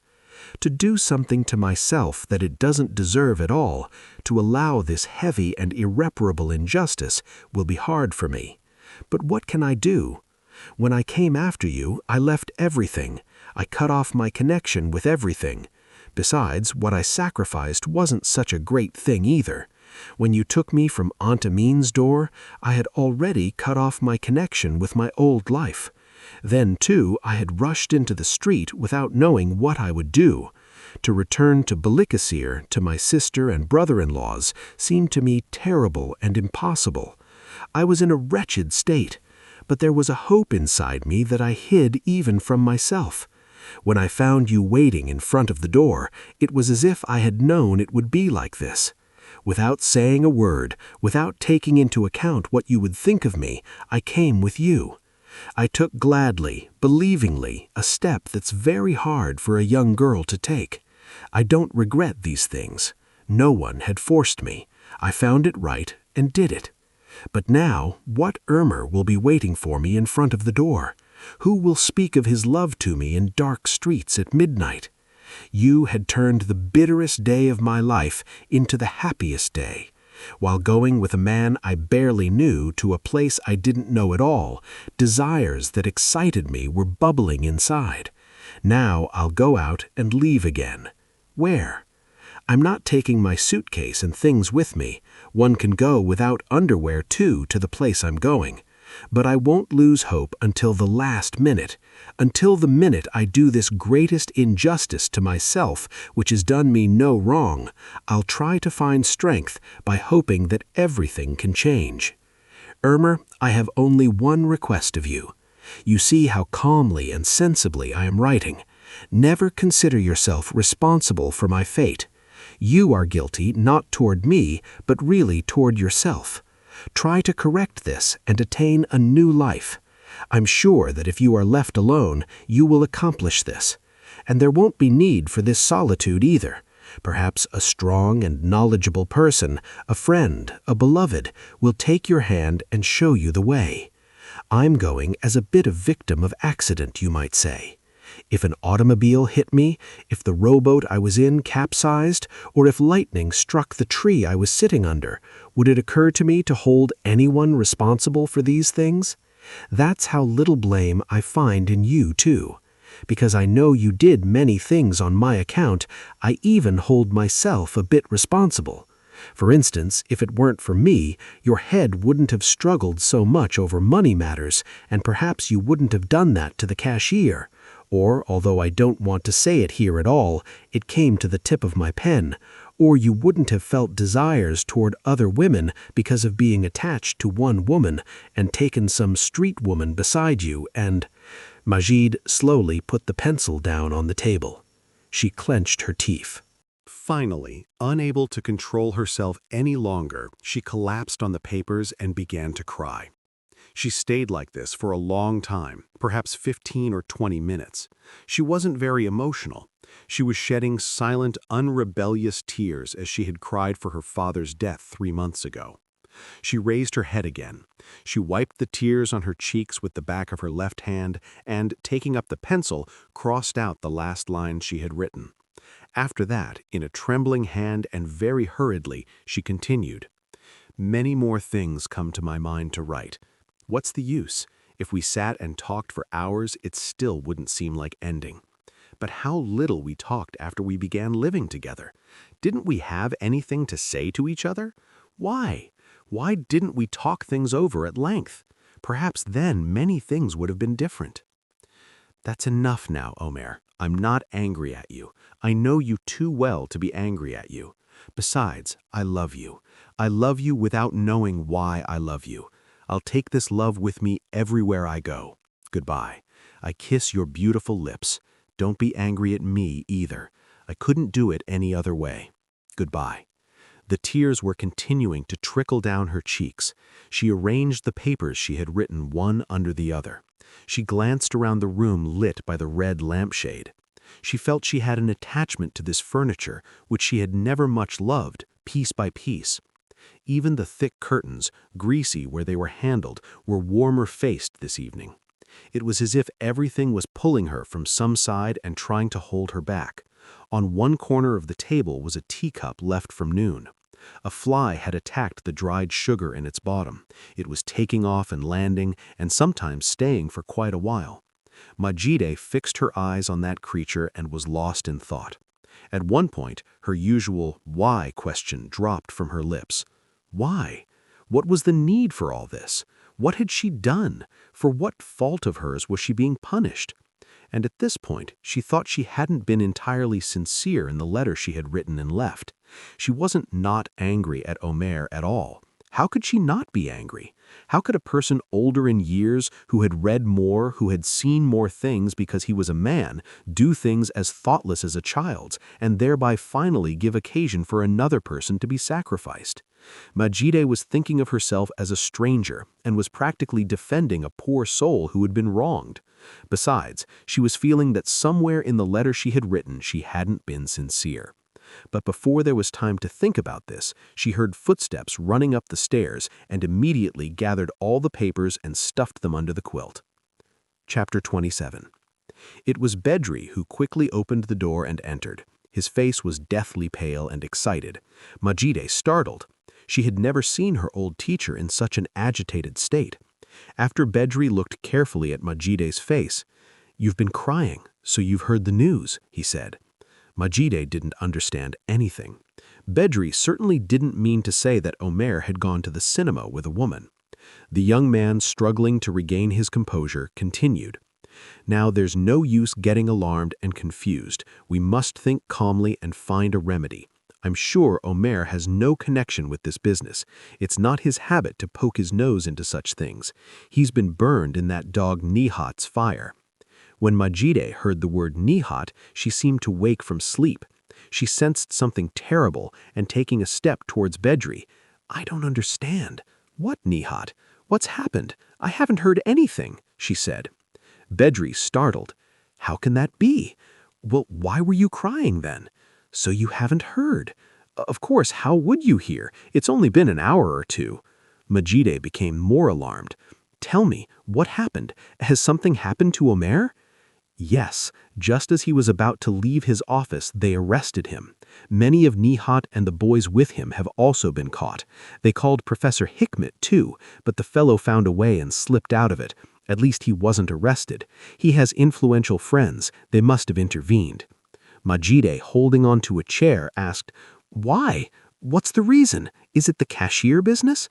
Bedri said, "What cashier?" He couldn't immediately remember this incident Omer had once told him about. Majide continued to ask insistingly, "Where did you get the news? Couldn't you learn the reason? Where is Omer now? Can we go and see him right away?" Bedri, showing Majide a chair, "Sit down. Don't be alarmed. They're at the police station. It seems they'll stay there tonight. It may not be possible to see them. It wouldn't be right just now. Let's learn what the business is. I'll take care of it. The moment I heard, I came straight here. One of Nihat's friends told me. I learned from him, too, that Professor Hikmet was released. After looking at the young woman's face for a while, he continued slowly. That it should be like this is a terrible thing, something completely unexpected. Who knows where you went last night? Was Nihat with you? He wasn't. Of course, they separated unannounced at Bayezid, together with the boys around him. I don't suspect anything else. Besides, the boy who gave me the news also let out a little bit. It must be something connected with these matters. But what did they do to go as far as arrest, I wonder? You're sure Omer wasn't involved in anything, aren't you? Nihat and the young men around him used to come here often, but they did nothing but meaningless arguments. Well, we'll understand all this. We'll learn everything. If I were sure you'd keep your calm, I'd go right now and find out. But I'm afraid to leave you alone. Majida shook her head with a smile, meaning there was no need to be afraid. Bedri said, "All right, I'm going. Wait for me. If I'm late, I'll come tomorrow morning. I'm going to cross to Istanbul. If they won't let me into the police station, I'll try to find his friends and so on and learn something. Goodbye." He extended his hand. They looked into each other's eyes. Majida wanted to say, "I trust you," and she thought that the eyes of the person before her said more, other things. Bedri ran down the stairs and left. Majida was thinking nothing. She had become dazed as if from sleep. Only now and completely was she feeling the weight of the events that had followed one another since last evening. The room, which a while ago had been pulling at her skirt and not wanting to let her out, had grown narrow enough to suffocate a person. The window opened not onto width and infinity, but like the mouth of a well, onto darker and more suffocating places. The fly that had been sucking the sugar in the teacup was sitting motionless on a corner of the tablecloth as if it had fainted. Majida, who a while ago had been thinking, "Even this creature has the right to live, so why don't I? Why?" now wanted to leave the room and the fly and go to an open place to get air filling her lungs. She turned off the light and went out. She wanted to walk in streets with few people, but the avenues were crowded and bright. She walked toward Shishli. She was taking hurried steps. Several white-trousered, curly-haired young gentlemen who saw a woman alone on the road at this hour tried to follow her. Majida, quickening her pace even more, escaped from them. The heroes had considered it too much trouble to run and sweat to obtain a woman. When she came to the road going to the Freedom Monument, she slowed down. The road and the air had somewhat relieved the tightness inside her. At a place where the houses ended and country casinos were visible in the distance, she sat down on the grass at the side of the road. Here she was met with thoughts suddenly attacking her head, and the first idea that came alarmed her. "I was about to do Omer a great injustice with the letter I wrote and left," she was saying. "Fortunately, it won't reach his hands. The moment I get back, I'll tear it up. How did I mistake a complete stranger for Omer? But his clothes, his hat, then his walk and his talking with his head tilted a bit to one side, from behind, how much they resembled him. Is this enough to mistake a man at a distance as close as 5 or 10 paces for one's husband? I don't think so. So I must have found it natural, even likely, that Omer would be walking around in such a situation and with such a woman. I didn't hesitate for a moment. Why? Have my judgments about him reached a state that makes me make such mistakes? Perhaps. I must tear up the letter at once. Certainly. But is what I wrote wrong? Even if these events hadn't happened, wouldn't it have been possible to leave the letter just as it was and go? There I wanted to tell not an incident, but a whole piece of life. I made the account of our 3 months together. Yes, and on the condition that there not be the slightest part that could be called too little or too much. Just because I was wrong about seeing Omer with a woman? In fact, because Omer has been arrested, is it possible to change a single thing I wrote? Haven't events and people remained all the same? In fact, doesn't this arrest incident prove how right my thoughts were? Or rather, how Omer was blindly dragging himself to disaster, or rather, letting himself be dragged? This business that has befallen Omer has thoroughly shaken me. His pitiable state comes before my eyes. But does all this bring me close to him again? Do I believe that a common life with him can again be led? One must be completely sincere. Everything depends on this. No, I don't believe. Oh no, everything has really ended. When she came to this point in her thoughts, she drew in her breath noisily like a hopeless child and continued to mutter to herself. A while ago, before Bedri came, I was thinking that somewhere in the letter I had written I hadn't been sincere. Where was it? Yes, it was the parts where I said that this time when I left Omer's house I had no hope, that no secret feeling was giving me courage as when I left Aunt Amina's house. Did I have no hope? When I said I'll hope until the last minute that everything can change, did I mean nothing? For instance, one must be very sincere, this time with myself. For instance, Bedri.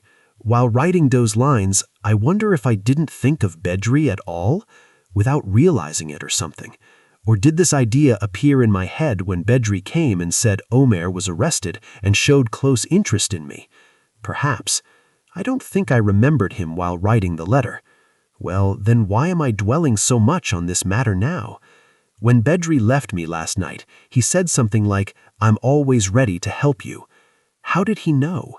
How did he guess? What a humane manner he has. He's as upset about Omer's misfortune as I am, perhaps more. Someone else, after all these incidents, would even have been pleased. Isn't he at all pleased? No such thing can be sensed from his manner. Yet he's not very skilled at hiding his feelings. But how beautifully he can talk. That entertainment evening. Which entertainment evening? Wasn't it just last night? At just this hour? It seems to me as if months have passed. Last night he said such beautiful and true things. These famous and learned men hadn't been able to pull the wool over his eyes. So it's not required that everyone be like that and admire them. Perhaps Bedri knows what we don't know, that there must be something other than this meaningless and empty life, and what that other thing is. If he knows, if he too sees that those higher than our Aunt Amina's and our neighbors in Balikasir don't necessarily have to be of the Ismet Sharif or Professor Hikmet breed, that it's also possible to live more sensibly, more humanely, and the ways to attain such a life are known to him, what an extraordinary man. Yes, not losing himself when he has so many troubles on his head, his bearing with a friend like Omer's every manner, his most unbearable treatment, the attitude he has taken toward me and the interest he has shown without expecting anything in return. Many more things show what a thinking, feeling person he is, who acts according to decisions given after weighing and measuring these. He has never said anything to me, never taken an attitude that would be unbecoming to Omer's friend. But there's a side of him that is more important, and the more I think about it, the more I like it. He didn't play a role either. He didn't shrink by trying to hide his feelings.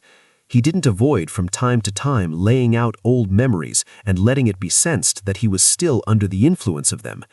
But despite this, he didn't try to take advantage of the friendship and trust shown him by revealing any desire or hidden purpose. Majida got up from her place. Again, with hurried steps, she took the road home. There was a possibility that Bedri would bring news and not find her at home. But was it Bedri's news that was giving such speed to her steps, or was it him himself? She forced out and expelled this question that wanted to appear in her brain. Bedri came toward noon the next day. Majida had spent the night rather excitedly and hardly slept. For the first time since she had begun living with Omer, she was sleeping alone. She couldn't dare to get under the quilt. She lay down in her clothes. Although she would seem to doze off from time to time, she would wake up at the smallest crack or a sound in the street, raise her head, and wait for Bedri to bring news. Towards morning she had slept for about an hour and been awakened by the shriek of a woman calling the vegetable man from the window of one of the houses across. From that moment until Bedri came, a terrible torture of waiting began. To pass the time, she made practically a general cleaning, starting with making her bed. She shook the tablecloths, went to the kitchen and washed the accumulated dishes. She reclassified the laundry in the mirrored wardrobe, and holding Omer's shirts and socks in her hands for a long time, thought. She paced up and down between the window and the door. She climbed on the table and dusted the lampshade with a cloth. She went to the window again and, leaning out to her waist, surveyed the street. Waiting and alarm had settled in her chest like shortness of breath. She could neither read a book nor understand anything from the sheet music she leafed through, nor, despite all her effort, put a morsel in her mouth. Finally, unable to stand it any longer, she rushed out to the street. She wanted to meet Bedri on the way. She was walking with quick steps and expecting him to appear from every corner. As she approached a corner, her heart hopped faster. When she understood that no one resembling Bedri was in the parts of the street she could see, she felt as if she had been slapped, and until the next corner, hopes would appear anew inside her. She felt she couldn't walk any further. Perhaps Bedri has come by other roads and is waiting for me at home, she thought, and ran back. There was no one. She sat down at the table. Covering her face with her hands, she stayed for a long time and didn't notice Bedri quietly coming in. The young man in a soft, also somewhat affectionate voice, as if reluctant to disturb her. "How are you? You waited for me a long time, didn't you?" Majida quickly pulled her hands from her face. Without getting up, she greeted him by nodding her head. Bedri, who had thought he would encounter tearful eyes, was astonished at the calm but somewhat aged expression on Majida's face. Let me first tell the essence of the matter. Then we'll come to that too, he said, and without waiting for Majida's answer, he continued. Nihat and the young men he had gathered around him, because of youth, ignorance, aimlessness, and also somewhat from the desire to get ahead, had begun to publish various magazines and brochures to monopolize love of country and nation, and to shower insults and slander all around. You know this. At first, these publications, which had no definite target and gave the impression of the unnatural eruption of some passions that hadn't found their way, in recent days took on a systematic character. This struck my eye too, like everyone else. These heroes who used to conduct their arguments shouting in coffee houses, on ferries, on the roads, who considered it a swaggering thing to state their ideas openly and, if necessary, defend them with their fists, suddenly, for some reason, took on a mysterious identity. When 2 or 3 of them got together in a coffee house, they would put their heads together and talk in whispers. If a strong attack was made on their ideas in an argument, instead of answering their opponents, they would content themselves with a confident smile, meaning, when the time comes, we'll show you how many corners the world has. And finally, they were associating with some adventurer and mysterious fellows whose nature until now couldn't quite be understood. One of these, that tartar-faced fellow we sometimes saw with Nihat, is also among the detainees. Anyway, there's no need to give too many details. These enthusiastic young men, some knowingly, some unknowingly, have fallen into a perfect net. While thinking they were expressing and writing their own ideas, they had become the interpreters, the pitiful playthings of foreign and barbarous opinions. While thinking they would defend the lying and insidious worldview that was instilled in them, they hadn't known they were digging the pit of themselves, their nation, and humanity. And finally, they had gotten into business that could be called service on behalf of another state. According to documents that have been seized, lists of people they considered opposed to them in the country were made and given to mysterious hands remaining behind the curtain. Many people were classified according to the direction of their thinking, their blood, the lineage of their 7th ancestors, or their birthplace, and registered in ledgers. Meanwhile, quite a bit of money swindling had also gone on. Only the big shots benefited from this, and the other poor novices shouted for the love of their patron saint. In fact, the matter came out from there. Several idealist youths who sensed that although there was a money game going on, nothing was being let them smell, exposed the business. You see, disgusting things. I don't think Omer has any connection, only he's afraid that if the cashier business comes out because of the 250 liras he left at Nihat's house. It's not quite right to say he's afraid. He's in a strange state. He's changed overnight and has become more worried about the cashier than about himself. After weeks, even months have passed over everything, this manner seemed strange to me. Besides, there was a quietness in his whole manner that I wasn't accustomed to until now. He seemed very thoughtful. Then, when he mentioned you, he just couldn't finish his words. Majide asked, "Is he worried about me? What does he say?" Bedri, wrinkling his face, "To tell you the truth, I didn't understand much," he said. "When your name came up, he sank into long thoughts. The Majide matter must be settled now," he said. I asked, "How so?" He didn't answer and changed the subject. I had thought he would be more emotional. He isn't. I wondered if he was frightened. I looked, and he's not alarmed about his arrest. He's sure he'll be released. Perhaps this state is the beginning of a somewhat more sensible life. Majide, fixing her eyes on a piece of dust on Bedri's collar, was lost in thought. She was wrinkling her brow as if wanting to get out of a complicated calculation. After a while, as if wanting to bind the person before her with her fixed gaze, asked, "Do you think Omer will change?" Bedri gave an evasive answer. "In what way? Why do you ask?" "No reason. I wanted to learn your opinion. What do you say?" "I don't know. He might change, but—" "Yes? It takes a long time." "I see." She suddenly got up from her place.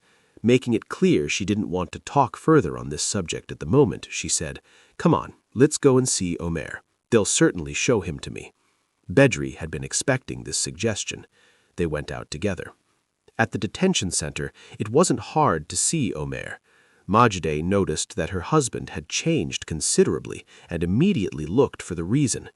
His beard had grown a bit, but this could be considered his usual state. No, there was another transformation, another meaning in his eyes, in the lines of his face. First he extended his hand to Majide, then to Bedri. In the whitewashed visiting room there were 2 wooden chairs. Omer wanted to seat his visitors and remain standing himself, but Bedri gave him his place. Majide looked at her husband with a slight smile, but the smile Omer began as an answer stopped halfway. That he was holding his facial muscles in such a strange tension as to cause discomfort was upsetting and paining Majide. None of them could begin to speak. Bedri found it more appropriate to leave the husband and wife alone and went to the guard standing a little way off. Despite this, neither Omer nor Majida could approach each other, and the longer this distressing silence continued, the more they felt that something had broken between them. Majida remembered that in the letter she had written yesterday there was a sentence in the form of, "Didn't we have anything to say to each other?" And with great sorrow she thought, "Perhaps we didn't. Look, like strangers. I'm the same. Why?" The first day we met he had talked so much without knowing me, without knowing whether I would listen or not. Always like that. He begins wonderfully and immediately drops it. Perhaps from laziness, perhaps from not knowing where to take it. Finally, just to have said something, "Are you very bored, Omer? When did you come here?" she said. There was no time to be bored. The investigation continued until midnight last night. Early this morning we were sent here. Are you very upset? Oh, come on. They've already begun to understand that I have no connection with anything. Only I pity the state of Nihat and his gang. The heroes have turned into mangy cats. Each finds the blame in the other. Already today they've started to fight.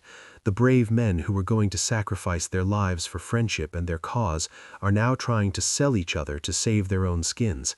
To see them in all their helplessness and filth is a sad thing. Majida was listening carefully and meanwhile thinking, isn't there anything to talk about concerning ourselves? But all the blame for this strangeness couldn't be hers. Here was Omer too continuing to keep his distance and wandering over subjects not concerning themselves. To establish this, contrary to what she expected, didn't cause Majida any pain at all. Was it so easy to see that Omer was beginning to distance himself from her? But what right did she have to be angry at him, even to be astonished? Omer standing before her, with his small eyes lively as always, his hair falling over his forehead, stirring his beautiful lips even when he was silent, he was giving her none of the old excitements, the old desires. She was listening to her husband with a polite interest as to a distant relative, a friend just met, but in him she was finding only very small traces of the Omer she was still in love with, whose image she kept alive in her head and perhaps always would. At the guard's signal, they stood up. They parted calmly, even somewhat in a friendly way, but Majida noticed on Omer's face, who accompanied them to the door, the contractions of a smile stopped halfway, just as when they came, and until they got home, even longer, she couldn't drive this image from her head. 28. Majida, always together with Bedri, was visiting Omer twice a week. Inside her were again those contradictory feelings she couldn't analyze. When she didn't see her husband, she thought that she loved him considerably, but that it was no longer possible for them to live together. But when they came face to face, she was accepting that there was very little connection between the man she loved and this Omer, yet despite this that it was impossible to leave him in such a situation and part, and even after Omer got out of here, it would be necessary to try to drag out their lives together for a while. The first investigation had been going on for 15 days. According to what Bedri told, every day a new matter was coming out. The affair, in general, wasn't a terrible thing as it had been thought. It consisted of 5 or 10 stupid young men becoming the tools of some swindling, adventurous, and sold-out men, with the dream of saying tremendous words, writing pieces, and thereby preparing great positions for themselves. Each considering himself the most powerful critic, philosopher, historian, poet, politician, and youth leader of the future, even of today, and all of them together having caught an incurable megalomania, these ignorant and cowardly youths were crying before the examining magistrate, complaining to the gendarmes, hoping for help from the guards, and writing secret letters to the court, informing on new partners in crime or new crimes of existing partners in crime. Majida was learning all this from Bedri. Lately, Omer wasn't talking about himself or about others. He only fixed his eyes on Majida's face and was silent, or talked with Bedri about nothing in particular. Majida decided that there was no need for this indecisive situation to go on any longer. She would cut and throw it away and think afterwards what to do. In a day they planned to meet Bedri at one of the coffee houses in Bayezid and go to Omer. She also took along the long letter that still hadn't been given to its addressee. She intended to leave it when parting after seeing and talking to Omer, without showing it to the guards. She left the house towards noon. She and Bedri would eat at a cookshop together. At 2 o'clock they would stop by the detention center. For as long as she went by tram, she avoided putting her hand in her pocket and touching the letter folded into 4. Whatever happens, I mustn't do this. To strike this blow at the time when he's so helpless, perhaps in need of me. But what blow? What need? It's he whose face wrinkles when I go to visit him. He who doesn't find me worthy of a single word. He who was first to bring out that he's distancing himself from me. No, I'm not angry at this. But why is he doing this injustice? I'll certainly give him the letter. I'll also tell him when I wrote it. Let him understand that I made my decision before he did, and I made it without any connection to this arrest. Can I say I'm not angry at all? But it would affect anyone, to be right and yet be considered guilty. I wonder what he has in his head about me. At every visit, toward the time we are about to part, he whispers something in Bedri's ear, and Bedri agrees. I sense it's something concerning me, but I'm ashamed to ask. Bedri has worn out in these affairs and made many sacrifices without any obligation. For 15 days, it's he who's been supplying money to Omer and me. It doesn't take clairvoyance to know that the few lira Omer gives me every visit come from Bedri. He hasn't started earning money in prison, but Bedri is ashamed to offer money directly to me. She got off the tram. The Bayezid coffee houses were full. Passing among the tables and chairs, she looked for Bedri. She couldn't see him anywhere. If he were here, he'd certainly see me, she thought. The eyes of those sitting at the tables, fixed on her, were disturbing her like strange hands wandering over her body. While looking around bewildered, she saw in one of the corners Professor Hikmet and his friends gathered in a group. The poet Emin Kamil, the writer Ismet Sharif, they were all together. The writer Hussein Bey was playing backgammon with the white-haired chairman of the Charity Society. Madida's eyes met the professor's. The young woman, with an old habit and the bewilderment given by a disrespectful crowd that looked at her as if to devour her, smiled and took a step in that direction. Professor Hikmet immediately turned his head and began to watch the backgammon game with extraordinary great attention. From the movement of his lips, it was clear he was saying something to those around him. Indeed, the several other people who had noticed Madida also turned their eyes in other directions and tried to assume innocent manners. The young woman was completely bewildered. At first, she couldn't make sense of this rudeness from the swaggering, friendly, self-sacrificing, and mature scholar who 5 or 10 days ago had shown her somewhat more regard than necessary. But when she remembered that she was the wife of a detainee, she began to laugh. "My God, they're afraid of me," she said. As on the entertainment night, this time too she was neither angry nor astonished. She thought that she hadn't expected anything else, that these men were strangers to true humanity, as she had written in the letter now in her pocket. A terrible desire appeared inside her. She was looking for a milieu whose name she didn't know, which she was unable to describe.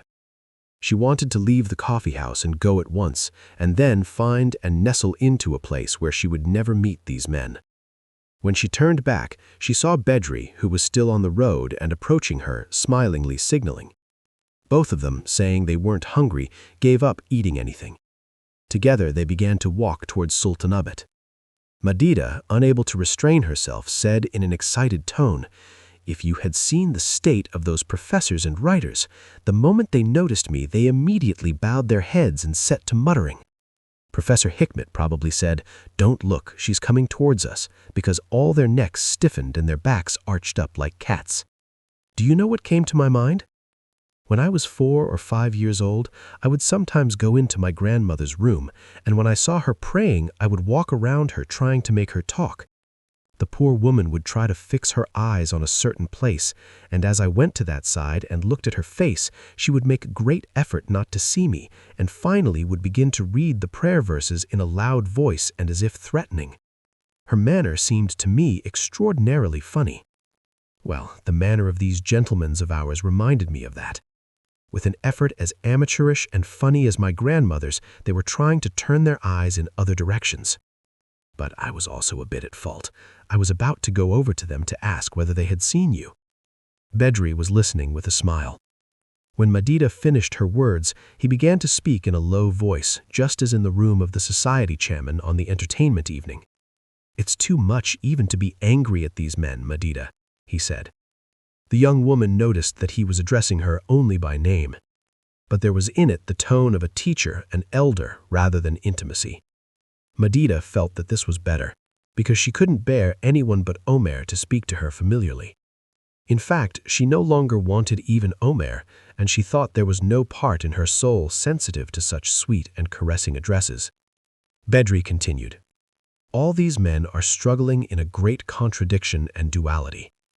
None of them is living in harmony with the position or rank they carry on their backs and are obliged to maintain. Their heads, whether in terms of intelligence or in terms of their half-baked knowledge, are in a state needing pity. Their personalities are like a rag bag. Everything about them is borrowed. Every quality, every conviction of theirs is borrowed.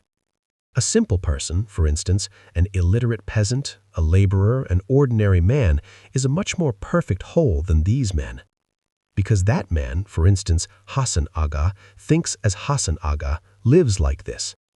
His judgments are the result of certain experiences life has given him and are according to himself. When he talks, there's no one before him but Hassan Aga. But none of these gentlemen is himself. Everything they put forward as ideas consists of the destroyed forms of the undigested, strange, contradictory bits of knowledge they have haphazardly stuffed into their heads. For instance, it's impossible to talk with Mehmet Bey as Mehmet Bey at all. If you're going to talk about politics, you find before you such and such a French newspaper or that dictator's speech. If you bring up music, you encounter some infidel's book or some Muslim's article. Even saying what food he likes, he's not Mehmet Bey. He can't say anything without thinking about how important men should like food. Very often he's under the necessity of not having two words agree with each other. because if the ideas he has heard or read and adopted about literature are those of such and such an author, his knowledge about music, by chance, is acquired from another writer diametrically opposed to that one in worldview and art conception. These spineless pieces of information and convictions constantly break off, separate from each other, constantly change their relations to their owner. Because in none of them have ideas and knowledge become personality. None of them has thought of anything but collecting material to show off. None of them has understood that what makes a person human is personality. That all sciences, all experiences serve only to secure this. That's why when speaking of this kind of people, we constantly hear words that don't agree with each other. While one says he's stupid, another says clever. While one says he's amoral, another says virtuous. Judgments are given like this side of him is good, but that side is rotten. That a person is a whole with his knowledge, thoughts, logic, morals, in short, everything, no one has yet understood. However different a face these various sides may show in a person that unite at one point and create a harmony. That point is what we call personality. That's why I'm bored by being friends with these half-borrowed, pitiful, and ridiculous men. On the other hand, an 8-year-old child I give piano lessons to, if his family hasn't made an effort to turn him into a bird at this age and has left him to develop in his natural state, is in my eyes a more interesting creature than many great writers and thinkers. A waiter, a boatman, in terms of having personal ideas, of making what he has seen and learned his own, is superior to and more valuable than all these intellectuals of ours. When talking with him, I learn many things, and I see a person before me, not a sad and chattering puppet. You thought they were something from a distance, but gradually you saw what kind of stuff they are. Don't be astonished at all. Even excuse their impudent and aggressive manners, because although they're not even an ordinary person, when they're also given the rank of intellectual and when they're forced to maintain this title with unimaginable tricks in order not to lose their position and respect in life, quite naturally they'll become swindlers, become immoral, and by constantly exposing each other's worthlessness, they'll create the conviction that worthlessness is fundamental. Fortunately, not everyone is like this. There are also those who walk on steeper roads, but in return want to be a person that can be called human. Perhaps very few, but there are. Don't forget that the most frightening thing in the world is to lose hope. That those I'm speaking of are few and haven't yet fully shown themselves can't require losing hope that one day the good, the true, and the valuable will be dominant. Those who today live singly here and there and work, when they unite tomorrow, will become a force, and they will hold in their hands the most powerful weapon, the weapon of being right. Majid was looking with astonishment at the man beside her. Suddenly she noticed that she had grabbed Bedri's arm and had been walking like this for who knows how long. She had grabbed him from the same place she always held Omer, a bit above his elbow. She quickly withdrew her hand. Sensing that Bedri was looking at her with reproachful eyes, she turned her head to the ground. A man had talked at length right beside her, but this time, unlike when she listened to Omer, she wasn't involuntarily falling into an intoxication. She was seeing that certain knots in her head were being untied, that her will, instead of vanishing, was growing stronger. Meanwhile, they were in front of the detention center. Majid suddenly remembered the letter in her pocket. Her breath seemed to be cut off, and she clung again to Bedri's arm. When they went in, they were met with news they hadn't expected. A guard who knew them approached Bedri. "You'll see Omer Bey, won't you?" he said. He asked, "You're to stay, the lady is to go. He wants to see only you. If the lady doesn't go, he says he won't come out." Both were astonished. Majid collected herself more quickly. "All right, you stay, I'll wait for you. Wherever you want, you'll tell me what was the cause of all this." After arranging that Bedri would find her at one of the coffee houses across from Sultanahmet Square, she went out of the room with quick steps and holding her head a bit more upright than necessary. The guard brought Omer. Again his beard had grown. Signaling with his hand as if he were sick and had no voice, he called Bedri. They sat on 2 chairs facing each other. Omer began to speak at once. "Bedri, I must be brief. I don't have time. Listen to me without any objection. If you love me, which I don't know, and if you love Majid, which I guess, you'll do what I say. I'm not going to talk about decisions thought up and given in a moment, as usual. I've been on this matter for 10 days. For 10 days, I've been settling accounts with myself. A terrible deficit has come out. Don't joke, I'm speaking very seriously and truly. I'm approaching 30. I thought about what I've done until today. I couldn't get a result other than a 0. Is there anything as terrible and shameful as having done nothing in life? Until recently, I would say, I'm not doing anything bad, and would try to clear myself. But events have shown that my not being bad was a matter of chance. The opportunity hadn't come. There had been no necessity. Indeed, at life's first trip, I tumbled over. To be good doesn't mean not doing anyone harm. It means not carrying inside oneself the stuff to do harm. It seems this bad stuff existed in me in large measure.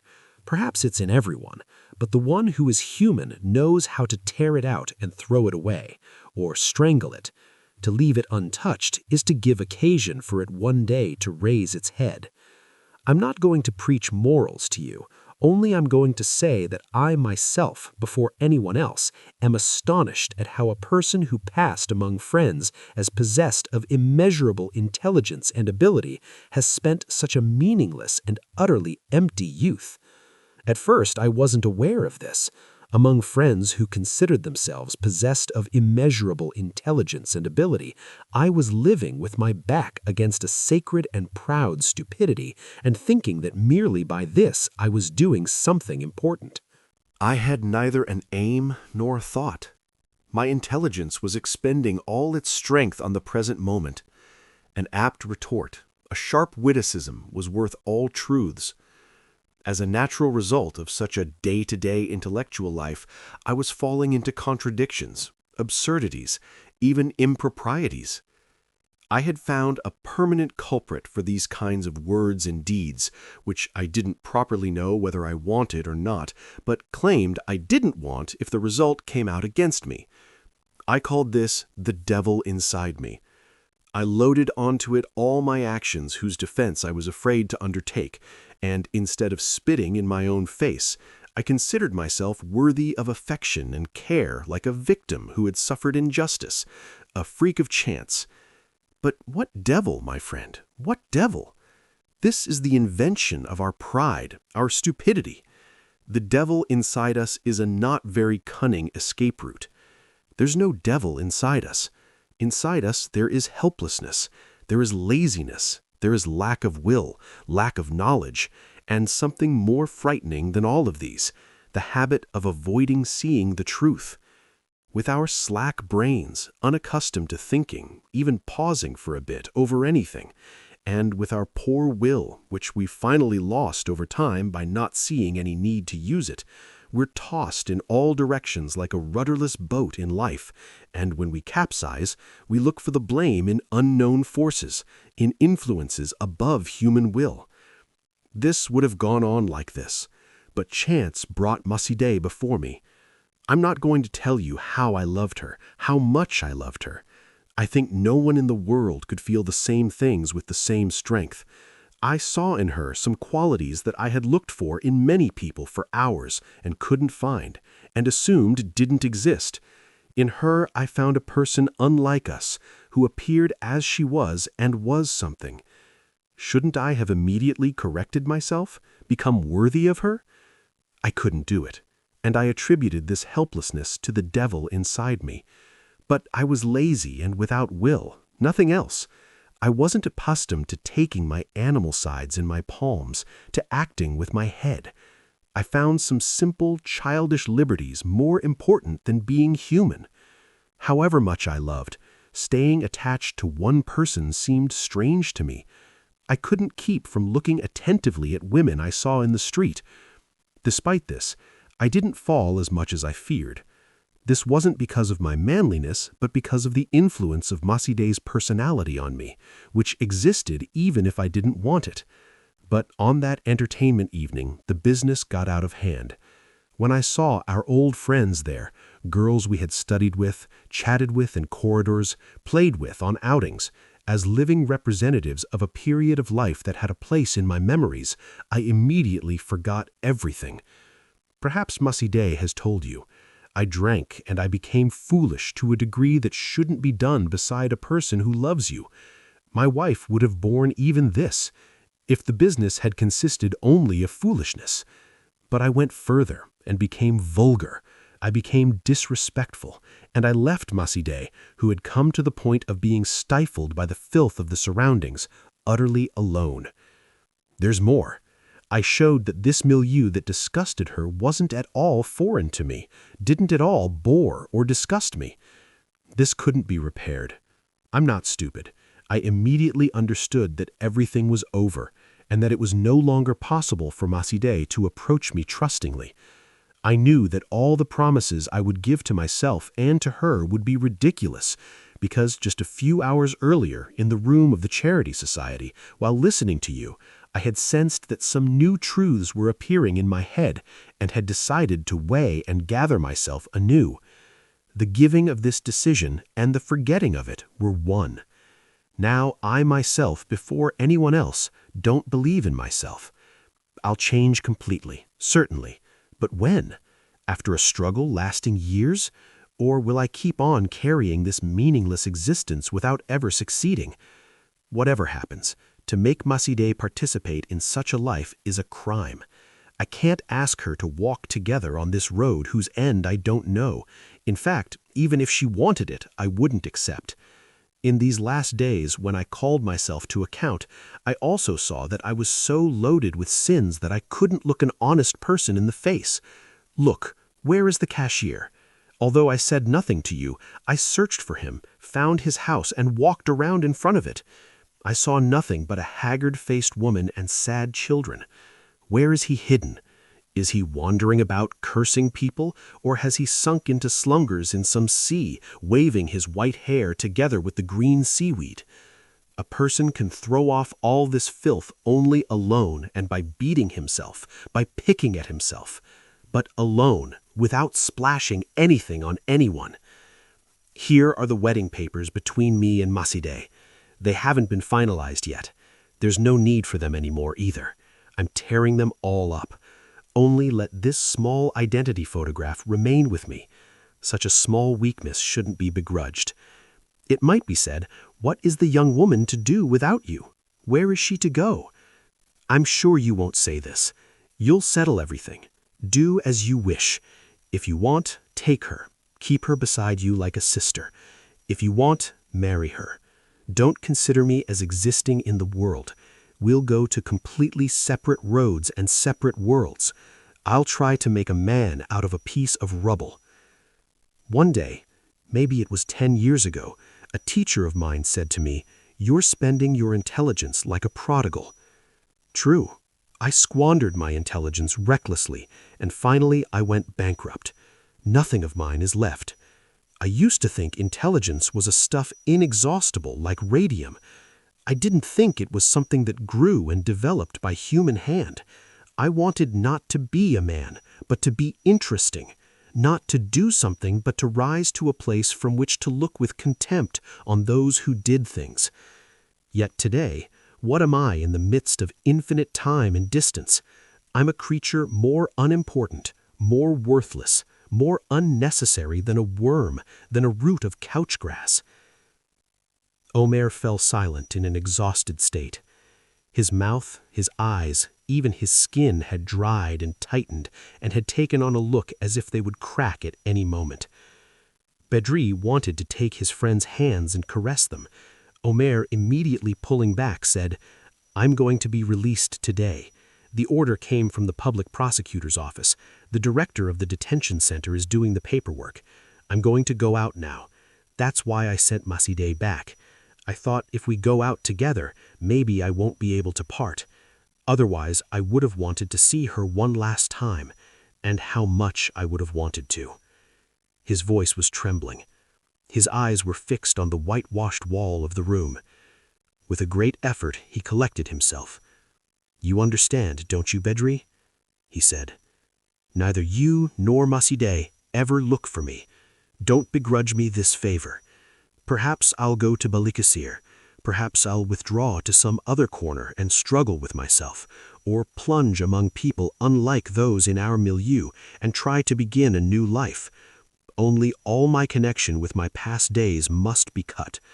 Who knows, perhaps on a distant day, as completely different people, we'll meet again, and perhaps laughing will extend our hands to each other. There's no need to say about Maside. I leave her to you with complete trust. I know you love her as much as I do, and truly, that you can protect her more than I can. You'll see, gradually she'll get used to you, but it's necessary to wait a while. A man has given her very bitter experiences. Without forgetting these, she may not want any other man, whoever he may be, to come too close. You'll understand and think about all this better. Treat her like a doctor. There's no more extraordinary creature in the world than her. Bedri, I swear there's nothing more precious than Maside. Know her worth." He immediately stood up, turned his back, took the release paper the guard extended, and walked toward the door. Bedri was coming behind him. When they got to the street, they stopped. Omer extended his right arm straight out. Instead of grasping this hand, Bedri threw his arms around the neck of the man before him. He felt Omer clinging to his body, and that during this the young man's whole body was trembling. After they parted, without saying anything, Omer plunged into one of the narrow and steep streets that descended toward the sea. Bedri walked slowly toward the coffee houses where Majid would be waiting. He was thinking not about what he would do, how he would tell Majid these things, but only about Omer, his friend Omer, the Omer whom Majid still loved and probably always would love, and despite everything, he found him happier than himself. When the young woman saw Bedri, she got up from her place. "What happened?" she asked. "Omer has been released, but—" He searched for words, thinking for a while. Then he turned his face away and murmured, "But he's gone off. Never look for me, neither you nor Majid," he said. "He wants to be alone, to try a new life. He doesn't feel himself strong enough to bear the responsibility of two people." He fell silent again. Majid too was silent and looking at him. Without saying anything, they began to walk side by side. Finally, Bedri said, "It was obvious this would end like this." Majid murmured, more as if to herself, "Yes, it was obvious." Bedri wanted to say something else, but couldn't dare. Seeing his lips move, Majid asked, "What did you say?" "Nothing. Now we'll go to your place. I'll take Omer's things and leave them at a place he'll stop by, then—" He was stuck again. Majid was looking ahead and listening. Bedri took courage from this. "My sister is at death's door," he said. "The doctors say she has a day or two left to live. After that, will you move to my house? My mother will find consolation in you." Then he took fright as if he had said something meaningless and out of place, and he waited with fear for Majid's answer. But the young woman said in a very natural voice, "Why are you losing hope? Your sister is young. I'll look after her." With his words just now, Bedri had explained that he still hadn't forgotten his sister's notorious visit. Majid therefore added, "I've forgotten everything." She was seeing how upset, how embarrassed the young man was, and she pitied him. To give him courage, she took his arm. They walked from Sultan Ahmet toward Alamdar Slope. At one point, Majid felt she might feel something pulling at her nape. A strange voice was telling her to resist this feeling. But unable to bear it, she turned her head back. Behind them, from a distance of 15 or 20 paces, Omer was coming. The moment Majid turned her head, he turned back. Now, with his head bent a bit forward, he was again going back up the hill with slow steps.